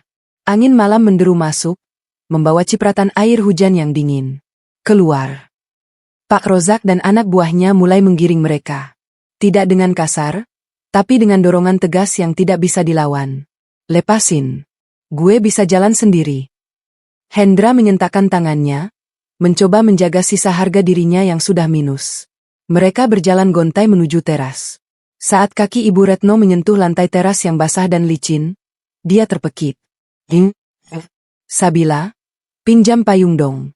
Tega benar kamu. Aku berjalan mengikuti mereka sampai ke ambang pintu. Aku membuka payung golfku yang besar, memayungi diriku sendiri agar tidak terkena cipratan. Payung ini aset rumah, Bu. Dan Ibu bukan penghuni rumah ini lagi. Silakan nikmati air hujan yang alami. Katanya air hujan bagus buat kulit. Kan? Biar awet muda. Jawabku sarkas. Ibu Retno menghentak-hentakkan kakinya seperti anak kecil. Saya sumpahin kamu. Saya sumpahin hidupmu hancur. Saya ibunya suami kamu. Surga ada di telapak kaki ibu. Surga tidak ada di telapak kaki ibu yang menyuruh anaknya menelantarkan keluarga. Bu. Balasku tenang. Mereka sampai di gerbang pagar. Hujan deras langsung menghantam tubuh mereka begitu mereka melangkah keluar dari naungan kanopi teras. Dalam hitungan detik, daster sutra Ibu Retno dan kemeja kerja Hendra basah kuyup, menempel di tubuh mereka seperti kulit kedua yang menyedihkan. Rambut Ibu Retno yang disasak tinggi langsung lepek, runtuh, menampakkan uban-uban yang selama ini disembunyikan ket rambut mahal. Hendra menggigil, memeluk kantong plastiknya erat-erat. Dia menoleh ke belakang, menatap rumah megah yang selama ini dia banggakan di Instagram. Lampu-lampu taman yang kuning keemasan menyala, memberikan efek dramatis pada rumah itu. Rumah yang hangat, kering, dan mewah. Rumah yang baru saja dia lepaskan karena satu tamparan bodoh. Ayo jalan, Pak. Jangan berhenti di depan pagar, menghalangi jalan warga, tegur Pak Rozak, mendorong bahu Hendra pelan agar keluar dari area properti. Hendra terdorong keluar pagar. Kakinya masuk ke dalam genangan air coklat di got depan rumah. Biur. Sepatu pantofelnya terendam air comberan. Sialan. Umpat Hendra. Pak Rozak menutup gerbang besi yang tinggi itu. Klaang. Suara besi beradu itu terdengar final, seperti palu hakim yang mengetuk vonis. Aku berdiri di balik pagar, di bawah payungku yang kering. Aku menatap mereka berdua yang kini berdiri di trotoar, basah kuyup, kedinginan, dan terlihat sangat kecil. Persis seperti bapak dan ibuku 1 jam yang lalu. Bedanya, bapak dan ibuku punya aku yang membela mereka. Sedangkan Hendra dan Ibu Retno, mereka tidak punya siapa-siapa. Tabila. Buka. Kami mau tidur di mana? Ibu Retno menggedor pagar besi. Air matanya bercampur air hujan. Aku mendekat ke sela-sela pagar. Di ujung jalan sana ada pos ronda. Bu. Atapnya bocor dikit, tapi lumayan buat berteduh. Atau kalau ibu mau, Hotel Badget ada di perempatan. Jaraknya cuma 2 kilometer. Jalan kaki. Semoga uang di dompet Hendra cukup. Ya. Oh. Iya. Kartu kredit tambahannya sudah saya blokir barusan lewat aplikasi. Wajah Hendra pucat pasi mendengar kalimat terakhir itu. Dia meraba dompetnya. Dia tahu isinya cuma sisa receh. Tris. Bisik Hendra. Suaranya hilang ditelan angin. Selamat malam, mantan suami. Selamat malam, mantan mertua. Nikmati badainya. Anggap saja ini laundry gratis untuk membersihkan hati kalian yang kotor. Aku berbalik badan. Aku berjalan kembali menuju rumahku yang hangat. Pak Rozak masih berdiri di pos, siap siaga. Pak Rozak, pastikan mereka tidak memaksa masuk. Kalau mereka bikin keributan, panggil polsek. Bilang ada gangguan ketertiban umum. Perintahku. Siap. Bu Sabila. Aman. Aku masuk ke dalam rumah, menutup pintu utama dan menguncinya. Keheningan menyambutku. Suara hujan di luar kini terdengar sayup-sayup, teredam oleh kedapnya dinding bata hebel dan kaca ganda. Rumah ini kembali tenang. Aku meletakkan payung, lalu berlari kecil menaiki tangga. Aku membuka pintu kamar tidur utama dengan kunci yang kusimpan di saku. Bapak dan ibu masih duduk berpelukan di tepi ranjang. Wajah mereka cemas. Raka sudah tidur kembali di pangkuan ibu. Lah? Panggil bapak ragu-ragu. Suara ribut-ribut apa tadi? Suamimu mana? Aku berjalan menghampiri mereka, lalu berlutut di lantai, memeluk kaki bapak. Sudah selesai, Pak. Sudah bersih, bisikku. Hama-hamanya sudah pergi. Rumah ini sekarang bersih. Bapak sama ibu gak usah takut lagi. Mereka pergi kemana? Hujan-hujan begini? Tanya ibu. Naluri kasihannya masih ada meski sudah disakiti. Ke tempat di mana mereka akan belajar menghargai atap. Bu. Jawabku. Aku mengangkat wajahku, tersenyum pada mereka. Senyum tulus pertamaku hari ini. Besok pagi kita sarapan enak. Bila masak nasi goreng pakai beras yang bapak bawa tadi. Kita makan sama-sama di meja makan. Bukan di dapur. Bapak mengelus kepalaku dengan tangannya yang kasar. Iyalah. Enduh. Aku memejamkan mata, menikmati elusan tangan bapak. Aku kuat karena aku harus kuat. Malam ini aku menang satu pertempuran. Tapi perang belum usai. Hendra pasti tidak akan terima. Dia akan mencoba balik menyerang, mungkin lewat kantornya atau lewat teman-temannya. Tapi dia lupa satu hal. Tanpa fasilitas dariku, Hendra hanyalah singa ompong yang bahkan tidak bisa membeli bensin untuk aumannya sendiri. Biarkan dia merasakan menjadi gelandangan elit malam ini. Besok aku akan mulai menghitung kerugian material dan imaterial untuk gugatan cerai. Jarak dari gerbang perumahan elit Bintaro Jaya menuju jalan raya utama hanyalah sekitar 2 kilometer. Biasanya Hendra menempuh jarak ini dalam 3 menit sambil mendengarkan Spotify di dalam mobil Honda City-nya yang sejuk. Namun malam ini, 2 kilometer itu terasa seperti perjalanan neraka menembus Antartika. Hujan badai belum menunjukkan tanda-tanda akan reda. Angin kencang menampar wajah Hendra dan Ibu Retno tanpa ampun. Seolah alam semesta ikut membalas dendam atas perlakuan mereka terhadap Bapak Hartono dan Ibu Marwah tadi. Hendra berjalan terpincang-pincang. Sepatu pantofelnya yang basah kuyup berdecit setiap kali melangkah. Lecet mulai menggerogoti tumitnya. Di tangannya, ia memeluk erat kantong sampah hitam besar berisi baju-baju kerjanya, satu-satunya aset yang ia miliki saat ini. Di sampingnya, Ibu Retno berjalan tertatih-tatih sambil menyeret tas belanja reusable yang sudah robek di bagian bawah. Daster sutranya yang mahal kini menempel di tubuh gempalnya, mencetak lemak-lemak yang biasanya disembunyikan korset. Rambut sasaknya sudah runtuh total, membuatnya terlihat seperti nenek sihir yang gagal merapal mantra. Hendra, panggil taksi. Ibu nggak kuat. Kaki ibu kram. Jerit Ibu Retno. Suaranya kalah oleh deru hujan. HP-ku mati, Bu. Kena air. Teriak Hendra frustrasi, mengibas-ngibaskan iPhone 12-nya yang layarnya gelap gulita. Ponsel itu tadi ia kantongi di saku celana yang basah kuyup. Dasar anak enggak berguna. Masa ngurus HP aja enggak becus? Terus kita mau tidur di mana? Di pos ronda.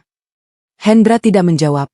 Ia terlalu lelah, kedinginan, dan malu. Beberapa mobil mewah lewat, mencipratkan air genangan ke arah mereka. Pengemudinya mungkin tetangga kompleks mereka.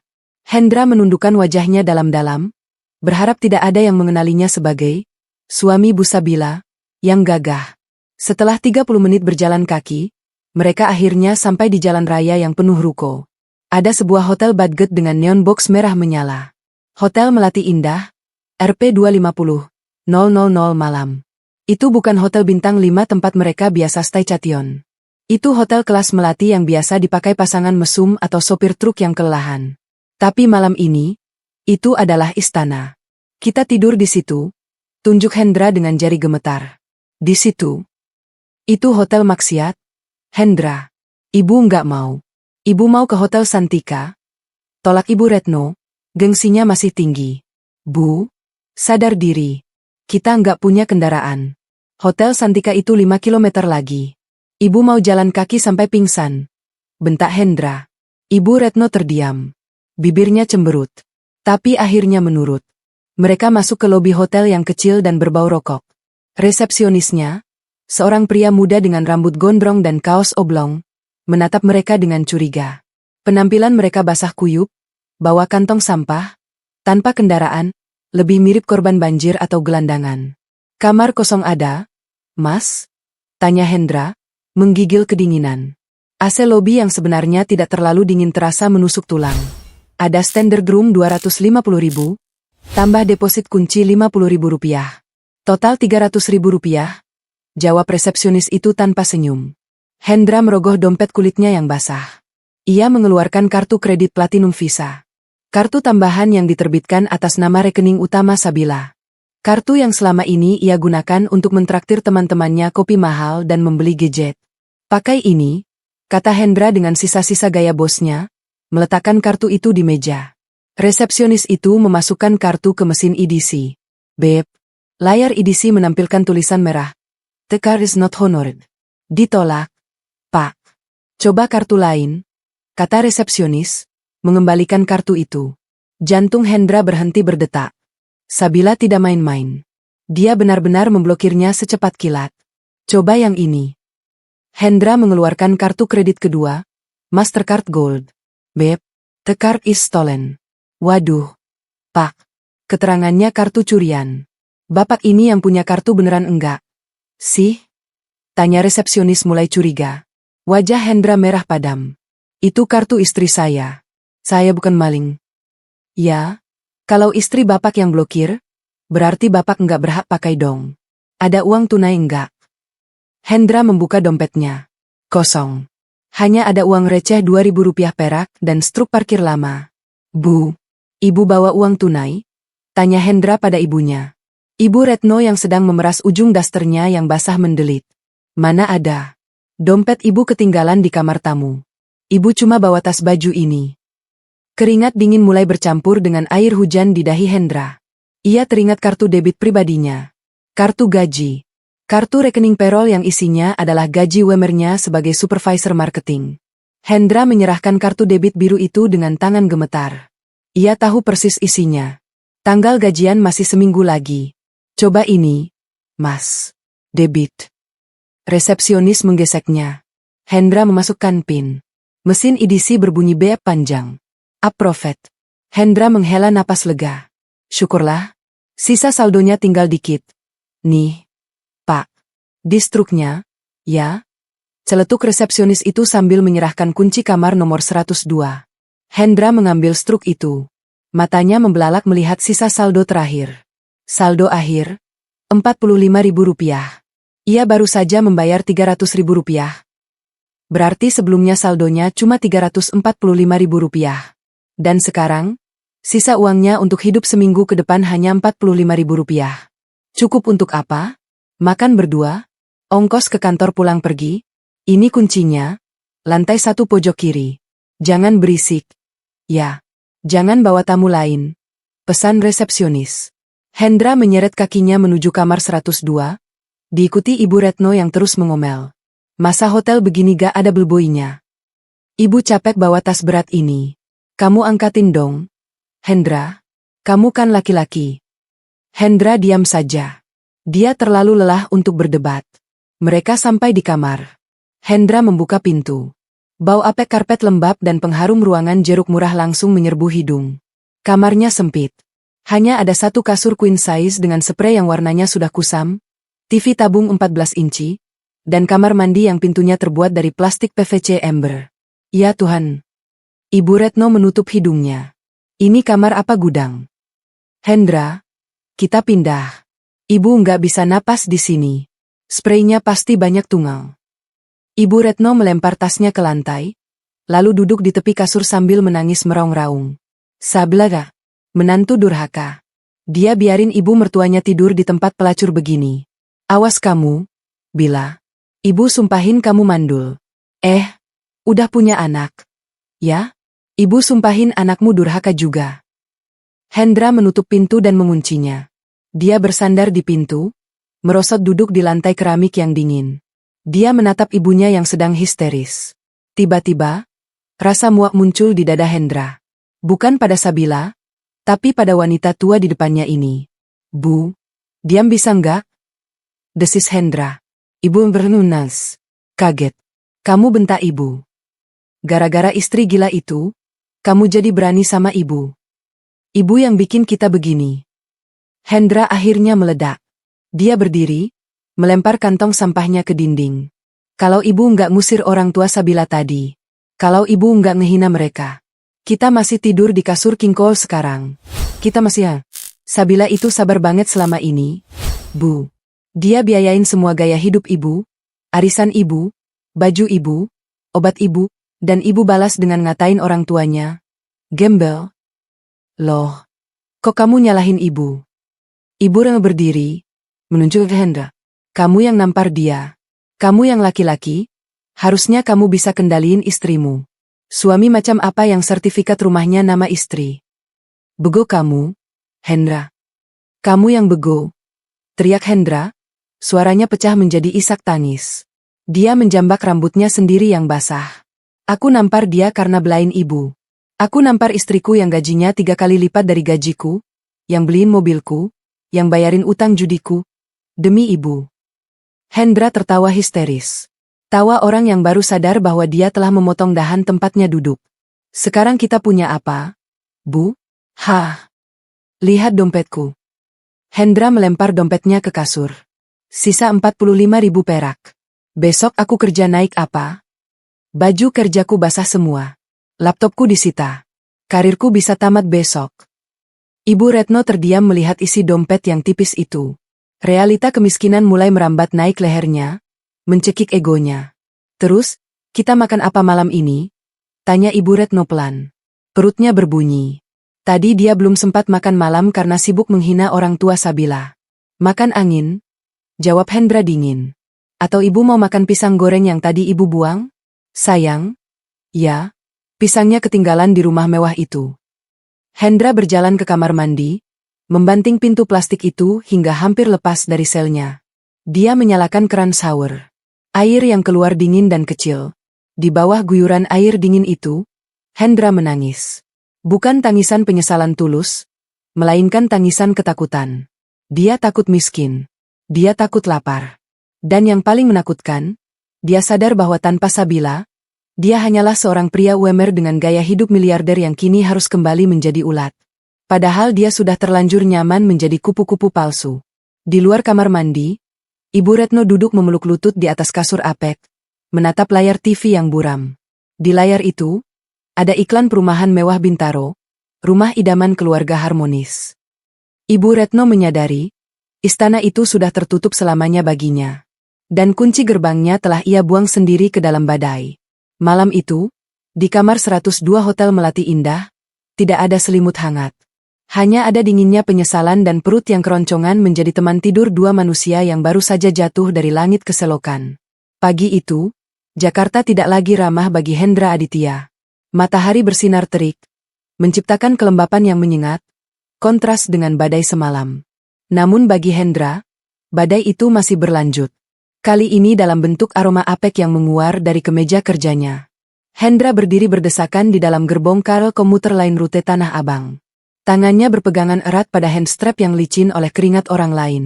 Di sekelilingnya, aroma parfum murah, keringat, dan minyak rambut bercampur menjadi satu, membuat perutnya yang kosong terasa mual. Biasanya, jam segini dia sedang duduk nyaman di balik kemudi Honda City-nya, mendengarkan podcast motivasi bisnis sambil menyeruput kopi Starbucks. AC mobil disetel di suhu 22 derajat, wangi-pewangi mobil Black Ice menenangkan sarafnya. Sekarang, dia hanyalah satu dari ribuan, sarden, dalam kaleng besi berjalan. Kemeja yang dipakainya adalah kemeja kemarin. Dia mencoba mengeringkannya dengan hair dryer hotel yang lemah anginnya. Tapi hasilnya, kemeja itu malah kusut, berbau lembab, dan kerahnya tampak kusam. Dia mencoba menyemprotkan pewangi setrika yang dibelinya di minimarket. Tapi itu hanya membuat baunya menjadi aneh. Campuran apek dan floral sintetis. Minggir dong, Mas. Tasnya kena muka saya. Bentak seorang ibu-ibu di sebelahnya. Maaf, Bu. Gumam Hendra menunduk malu. Dia turun di stasiun Sudirman, lalu berjalan kaki sejauh 1 kilometer menuju gedung perkantoran elit di kawasan SCBD. Kakinya yang lecet akibat sepatu basah semalam terasa perih setiap kali melangkah. Hendra sampai di lobi kantornya, Gemini Marketing Agency. Dia mencoba menegakkan punggungnya, memasang wajah, supervisor sukses, andalannya. Dia berharap resepsionis tidak mencium bau badannya. Pagi, Pak Hendra, sapa resepsionis dengan senyum tertahan. Matanya melirik sepatu Hendra yang kotor oleh lumpur kering. Pagi, Windy, mobil masuk bengkel, jadi adventure dikit hari ini. Hendra berbohong cepat, mencoba tertawa renyah. Tawa yang terdengar sumbang. Dia menuju lift. Di dalam lift, ada 2 staf junior dari divisinya. Mereka berbisik-bisik, lalu diam saat melihat Hendra masuk. Tatapan mereka aneh. Bukan tatapan hormat seperti biasa, tapi tatapan kasihan atau jijik. Hendra sampai di lantai 12. Dia berjalan menuju kubikelnya. Dia berharap bisa duduk tenang, membuka email, dan pura-pura sibuk sampai gajian cair. Namun, di atas mejanya, tidak ada laptop inventaris kantor yang biasa dia pakai. Tentu saja, laptop itu tertinggal di rumah Sabila. Yang ada di atas mejanya adalah sebuah amplop coklat besar dengan kop surat HRD. Hendra, ke ruangan saya sekarang. Suara berat itu datang dari arah pintu kaca di ujung ruangan. Itu suara Pak Andreas, General Manager agensi. Pria yang biasanya ramah dan sering memuji presentasi Hendra, kini wajahnya sekeras batu granit. Hendra menelan ludah. Keringat dingin mengalir di punggungnya yang sudah lengket. Dia masuk ke ruangan Pak Andreas. AC di ruangan itu sangat dingin, membuat Hendra menggigil. Duduk. Perintah Pak Andreas tanpa basa-basi. Hendra duduk di kursi tamu. Dia mencoba tersenyum. Ada apa? Pak? Soal pitching ke klien properti kemarin? Saya sudah siapkan strateginya. Pak? Pak Andreas melemparkan sebuah map tebal ke hadapan Hendra. Pagi ini, jam 8, saya menerima email pemutusan kontrak sepihak dari klien terbesar kita, PT Pramest Investama. Jantung Hendra berhenti berdetak. Pramest Investama. Itu perusahaan indung Sabila. Selama ini, Hendra tahu perusahaannya menangani proyek pemasaran properti milik Sabila. Tapi Hendra selalu berpikir itu karena skillnya yang hebat, bukan karena nepotisme. Dia pikir Sabila profesional. Ibu Sabila menarik semua portofolio propertinya dari agensi kita. Total kerugian perusahaan diperkirakan mencapai 2 miliar per bulan. Lanjut Pak Andreas. Matanya menatap Hendra tajam seperti elang mengincar mangsa. Tetapi, Pak, itu kan urusan bisnis. Apa hubungannya dengan saya? Hendra mencoba membela diri. Hubungannya? Pak Andreas tertawa sinis. Kamu pikir kenapa kita bisa dapat kontrak eksklusif itu 3 tahun lalu? Karena kamu suaminya. Itu syarat tidak tertulis dalam kontrak. Sabila memberikan proyek itu karena dia ingin suaminya punya prestasi di kantor ini. Dunia Hendra runtuh. Jadi, selama ini, prestasinya, penghargaan Employee of the Year tahun lalu, bonus-bonusnya, semua itu pemberian Sabila. Dia bukan singa. Dia hanya kucing rumahan yang diberi makan steak oleh majikannya. Dan pagi ini, lanjut Pak Andreas, membuka tabletnya. HRD kami menerima lampiran laporan kepolisian pasal KDRT dan surat somasi dari pengacara Bu Sabila yang menyatakan bahwa kamu menggunakan fasilitas kantor, laptop dan mobil operasional, untuk kepentingan pribadi yang melanggar hukum. Itu fitnah, Pak. Itu masalah rumah tangga. Di dunia profesional, citra adalah segalanya. Hendra, apalagi kamu di marketing. Siapa klien yang mau percaya pada marketer yang menampar istrinya sendiri? Istri yang notabene adalah investor besar di industri ini. Pak Andreas berdiri. Hendra Aditya, mulai detik ini, kamu dipecat tanpa pesangon. Karena kamu menyebabkan kerugian material yang besar bagi perusahaan akibat hilangnya klien utama. Dipecat? Hendra melompat berdiri. Pak, Bapak nggak bisa gitu dong. Saya punya cicilan. Saya butuh gajian bulan ini. Gajian? Pak Andreas menggeleng. Kamu lupa? Kamu punya charge bond kantor 20 juta bulan lalu buat DP mobil barumu yang gagal itu? Gaji terakhirmu akan kami tahan untuk menutupi sebagian utang itu. Sisanya, akan kami kirim debt collector kalau kamu nggak lunasin bulan depan. Hendra lemas. Lututnya goyah. Tidak ada gaji. Tidak ada pesangon. Masih punya utang kantor. Kemasi barang-barangmu. Security akan mengantarmu sampai pintu keluar. Dan jangan coba-coba bawa data klien. Akses emailmu sudah kami blokir 5 menit yang lalu. Pak Andreas menekan tombol intercom. Security, Tolong eskort Pak Hendra keluar. 2 orang satpam masuk. Mereka bukan Pak Rozak yang ramah. Mereka satpam gedung yang berbadan tegap dan berwajah datar. Hendra digiring keluar dari ruangan bos seperti kriminal. Dia berjalan melewati deretan meja rekan-rekannya. Tidak ada yang menatapnya. Semua orang pura-pura sibuk menatap layar komputer. Mereka tahu, di kantor, gosip menyebar lebih cepat dari virus. Ini. Panggil Hendra pada resepsionis saat dia melewati lobi. Berharap ada satu teman. Saya boleh pinjam 20.000 rupiah? Dompet saya ketinggalan. Windy, resepsionis yang tadi pagi tersenyum tertahan, kini membuang muka. Maaf, Pak. Saya lagi nggak bawa uang tunai. Kebohongan yang halus. Hendra didorong keluar dari pintu kaca otomatis. Udara panas Jakarta langsung menampar wajahnya lagi. Dia berdiri di trotoar SCBD. Di sekelilingnya, para eksekutif muda berjalan cepat dengan jas rapi, wangi, dan penuh tujuan. Mobil-mobil mewah berlalu lalang. Hendra menatap pantulan dirinya di kaca gedung. Dia melihat bayangan, pengangguran dan punya utang di mana-mana. Ponselnya, yang dia keringkan semalaman di dalam beras, ironisnya, beras yang dibawa bapak mertuanya, akhirnya menyala. Ada satu pesan masuk dari Ibu Retno. Ibu, Hendra, kamu pulang jam berapa? Ibu lapar banget. Tadi ibu mau minta air panas sama resepsionis hotel buat seduh pop mie, tapi dimarahin. Katanya harus bayar. Bawa nasi padangnya pas pulang. Ya, pakai rendang. Hendra membaca pesan itu sambil tertawa. Tawa yang gila. Nasi padang pakai rendang.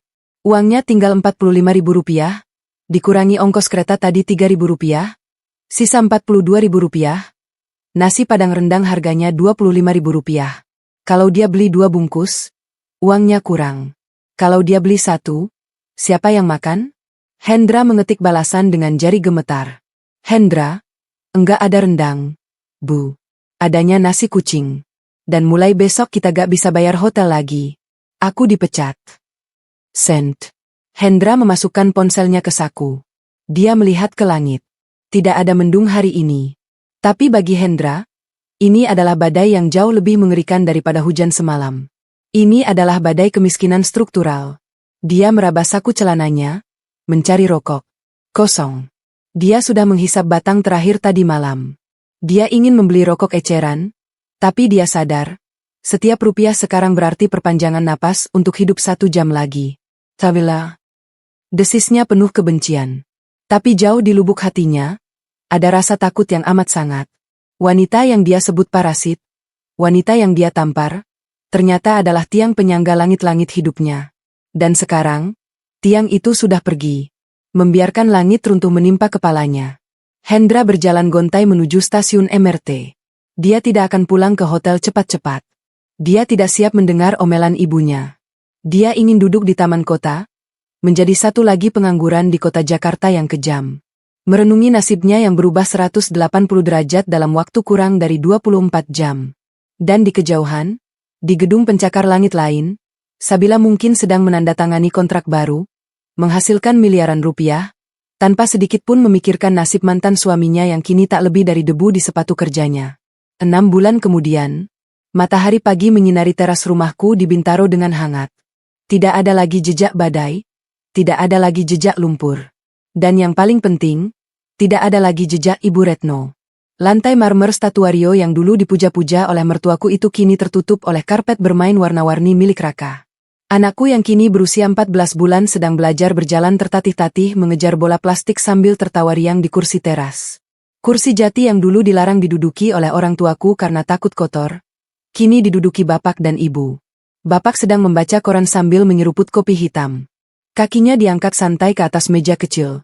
Kebiasaan di kampung yang aku biarkan. Ibu sedang mengupas mangga harum manis, menyuapi Raka sesekali. Enak kopinya? Enduh. Beda sama kopi di desa, komentar bapak sambil tersenyum lebar, menampakkan gigi-giginya yang tak lagi utuh. Itu kopi Arabica Gayo, Pak. Oleh-oleh klien bila? Jawabku sambil menyiram tanaman anggrek yang baru kubeli. Pemandangan ini adalah definisi kemewahan bagiku. Bukan marmer, bukan mobil, tapi ketenangan. Tidak ada suara melengking yang mengkritik cara menyapu. Tidak ada suami yang merengek minta dibelikan gadget baru. Proses perceraianku dengan Hendra berjalan mulus dan cepat.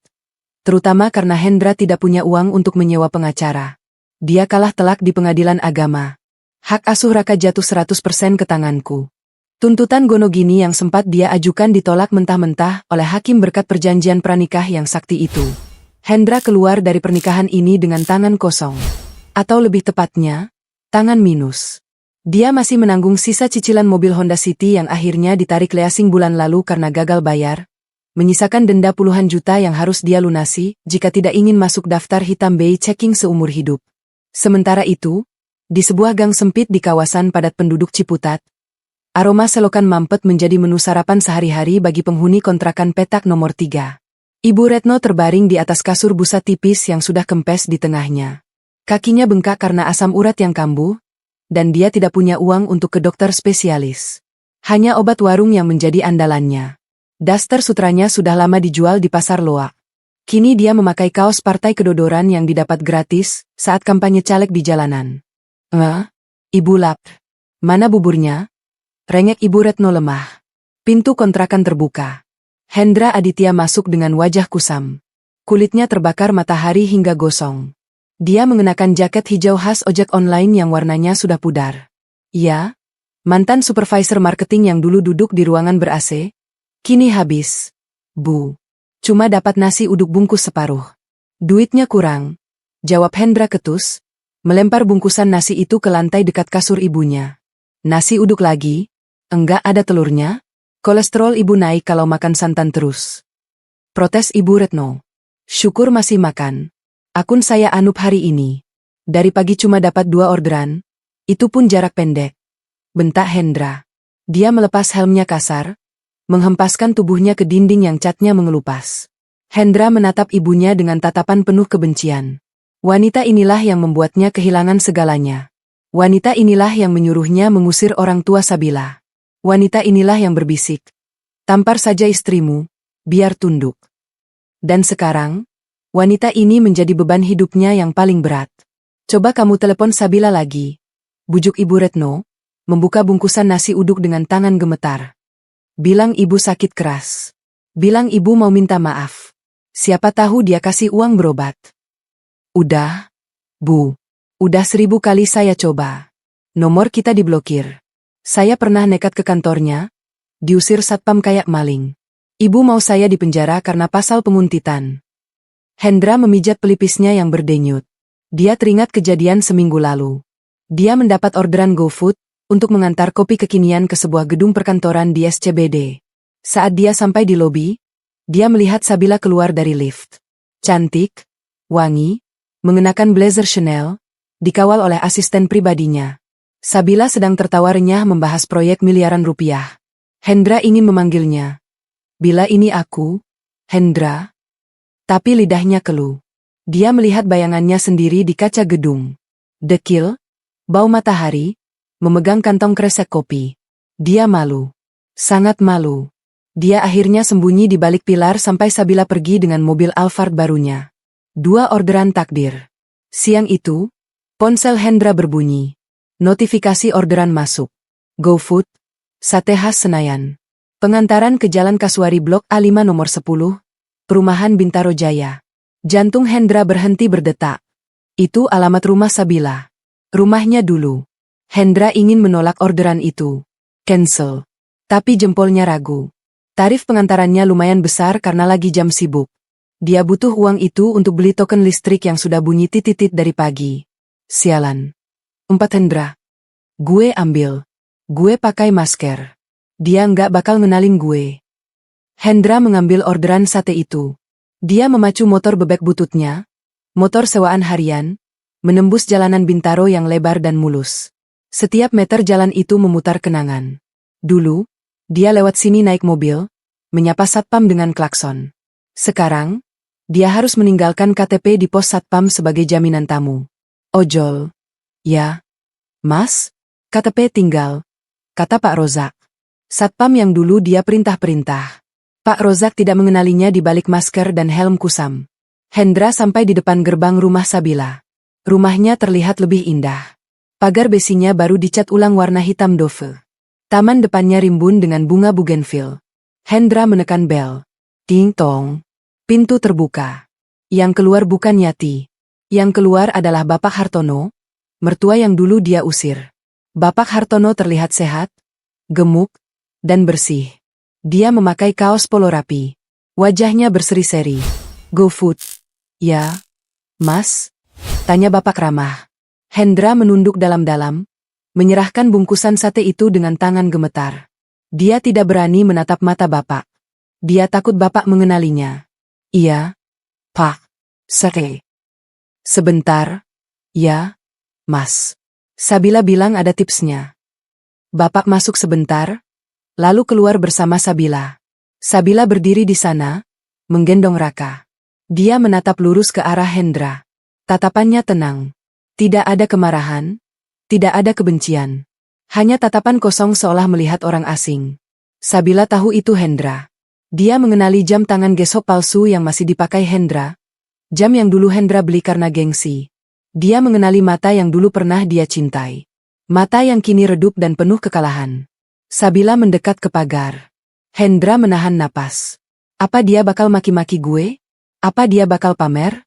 Sabila mengeluarkan selembar uang berwarna merah. 100.000 rupiah. "Ini, Pak. Kembaliannya ambil saja, buat beli bensin," kata Sabila datar. Dia tidak memanggil nama Hendra. Dia memanggilnya, Pak. Hendra menerima uang itu. Tangannya bersentuhan sedikit dengan tangan Sabila yang halus dan wangi lotion mahal. Kontras dengan tangan Hendra yang kasar dan bau bensin. "Makasih, Bu." "Cicit." "Sama-sama. Hati-hati di jalan. Cuaca mendung, takut hujan." "Jangan sampai kehujanan lagi," kata Sabila penuh arti. SST, kalimat itu menusuk tepat ke jantung Hendra. Sabila mengingatkannya pada malam pengusiran itu. Sabila berbalik badan, masuk ke dalam rumah bersama Bapak dan Raka. "Ayo, Pak. Satenya keburu dingin. Ibu udah nunggu di meja makan." Pintu kayu jati itu tertutup. Blam. Hendra ditinggalkan sendirian di luar pagar lagi. Bedanya, kali ini dia sadar bahwa pintu itu tidak akan pernah terbuka lagi untuknya. Selamanya. Hendra menatap uang 100.000 rupiah di tangannya. Ini adalah sedekah dari mantan istrinya. Harga dirinya sudah runtuh sepenuhnya. Dia menyalakan motornya, melaju pergi meninggalkan istana yang dulu dia sia-siakan. Langit mulai gerimis. Hendra menangis di balik helmnya. Dia teringat ibunya di kontrakan yang sedang menunggu makan siang. Dia akan pulang membawa uang 100.000 rupiah itu, membelikan ibunya obat warung, dan menjalani sisa hidupnya dalam penyesalan yang abadi. Sementara di dalam rumah yang hangat, Sabila duduk di meja makan bersama orang tua dan anaknya. "Siapa tadi? Bila? Kok ojolnya kayak nangis?" tanya ibu. Sabila menusuk potongan sate ayam, tersenyum tipis. "Bukan siapa-siapa, Bu. Cuma masa lalu yang numpang lewat." Sabila menyuapkan sate itu ke mulutnya. Rasanya enak. Good. Tapi yang paling nikmat adalah rasa kemenangan ini. Dia tidak perlu membalas dendam dengan membakar rumah mereka atau menyewa preman. Dia cukup menjadi sukses, bahagia, dan kaya raya. Karena bagi orang yang sombong dan gila harta seperti Hendra dan Retno, melihat orang yang dulu mereka hina kini berada jauh di atas mereka, adalah siksaan neraka yang paling pedih. Badai telah berlalu. Dan di teras rumah ini, matahari bersinar lebih terang dari sebelumnya. 2 tahun kemudian, suara mesin EKG, elektrokardiogram, yang berbunyi monoton, tit, tit, adalah satu-satunya musik yang mengisi ruangan bangsal kelas 3 di RSUD Fatmawati siang itu. Di atas ranjang besi yang karatan, terbaring sosok yang nyaris tak bisa dikenali sebagai manusia. Tubuhnya tinggal tulang berbalut kulit keriput. Rambutnya botak sebagian karena rontok akibat malnutrisi. Selang oksigen murah menempel di hidungnya. Itu adalah Ibu Retno, mantan sosialita Bintaro yang dulu jijik pada debu, kini menghabiskan sisa napasnya di ruangan yang berisi 10 pasien lain, bercampur dengan bau obat-obatan, keringat, dan makanan catering rumah sakit yang hambar. Di samping ranjangnya, duduk Hendra Aditya. Hendra terlihat lebih tua 10 tahun dari usia aslinya. Wajahnya kusam, penuh bopeng bekas jerawat yang tak terawat. Ia mengenakan jaket ojol yang sudah sobek di bagian lengan. Ia sedang menghitung uang receh di tangannya. 50.000 rupiah, 52.000 rupiah. Total uang tunai yang ia miliki, Rp55.000. Seorang perawat bertubuh gemuk masuk membawa tagihan. Pak Hendra, ini rincian biaya obat tambahan yang tidak ditanggung BPJS. Harus ditebus di apotek luar sekarang. Totalnya Rp350.000. Kalau tidak ditebus, ibu bapak bisa gagal napas dalam hitungan jam. Hendra menatap kertas tagihan itu dengan mata kosong. Rp350.000. Angka yang dulu ia habiskan hanya untuk sekali makan siang di mal. Sekarang, angka itu adalah vonis mati bagi ibunya. Sus, boleh utang dulu enggak? Saya, narik ojek lagi sepi. Suara Hendra serak, memohon tanpa harga diri. Perawat itu menggeleng tegas. Maaf, Pak. Ini apotek swasta. No money, no medicine. Hendra meremas kertas itu. Ia menatap ibunya yang napasnya tersengal-sengal. Mata Ibu Retno terbuka sedikit, menatap Hendra dengan sorot menyalahkan. Sorot yang sama seperti saat mereka diusir dari rumah Sabila 2 tahun lalu. Hendra sakit, obat? Bisik Ibu Retno lirih. Hendra tidak tahan lagi. Ia berdiri, keluar dari bangsal, dan berlari menuju parkiran motor. Ia hanya punya satu pilihan. Pilihan yang paling ia benci. Tapi satu-satunya jalan keluar. Ia akan mengemis pada Sabila. Kantor pusat PT Pramest Investama, SCBD. Gedung pencakar langit itu berkilau ditimpa matahari sore. Di lantai 45, di ruangan CEO yang luas dan beraroma vanila, aku sedang menandatangani dokumen akuisisi lahan baru senilai 10 miliar. Bu Sabila, ada tamu di lobi bawah. Suara sekretarisku terdengar lewat interkom. Seorang pria mengaku mantan suami ibu. Penampilannya, maaf, agak mengganggu pemandangan. Security mau mengusirnya, tapi dia teriak-teriak minta tolong soal ibunya yang sekarat. Aku berhenti menulis. Pulpen Montblancku menggantung di udara. Ibu Retno sekarat? Aku menatap kalender di mejaku. Hari ini tanggal tua. Wajar jika Hendra kehabisan uang. Biarkan dia naik. Tapi kawal dengan 2 security. Jangan biarkan dia menyentuh apapun di ruangan ini. Perintahku dingin. 5 menit kemudian, pintu ruanganku terbuka. Hendra masuk. Pemandangan itu sungguh menyedihkan.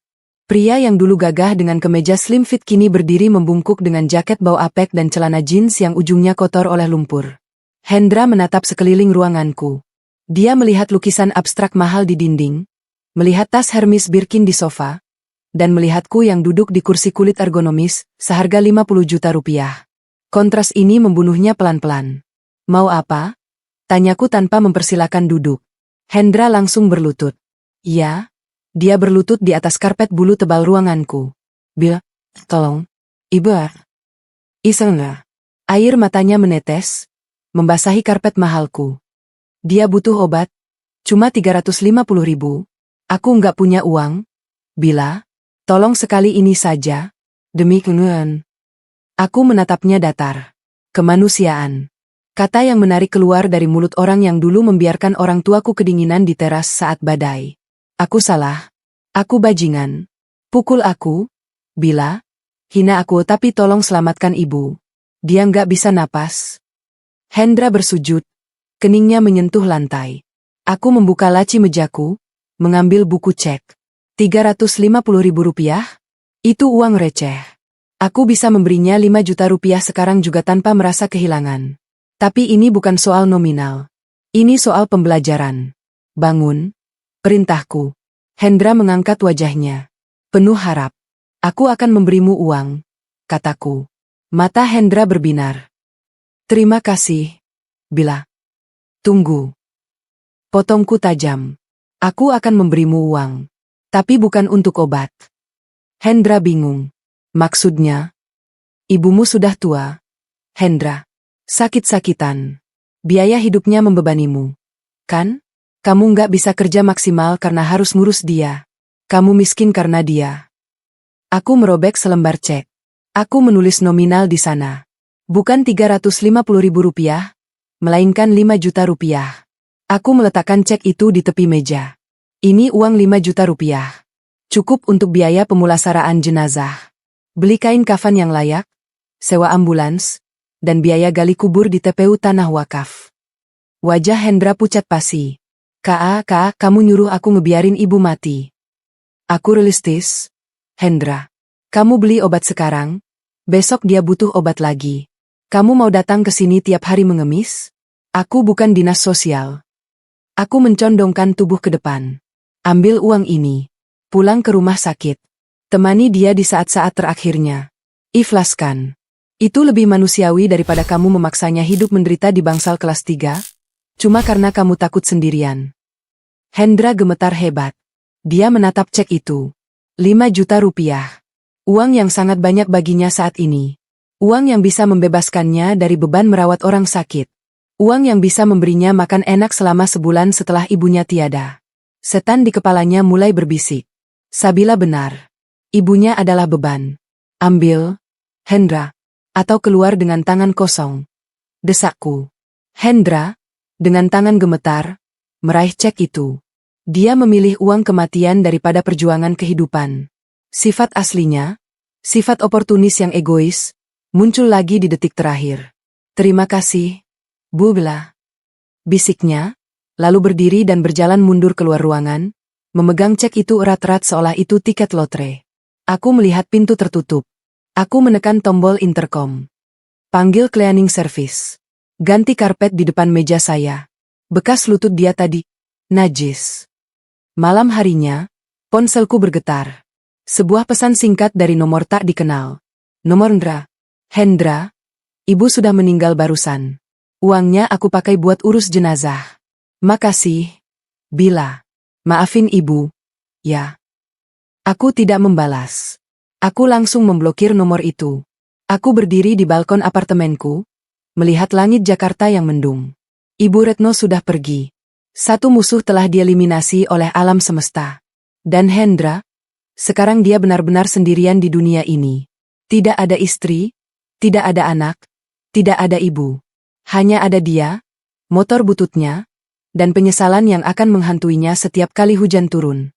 Selamat jalan, Bu Retno, gumamku pada angin malam. Semoga di alam sana, ibu belajar bahwa kain kafan itu tidak punya saku.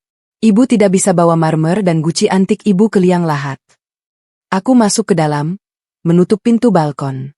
Di ruang tengah, Raka sedang belajar membaca bersama kakek neneknya. Orang tuaku. Suara tawa mereka menghangatkan ruangan. Ma, Raka bisa baca ini. Budi.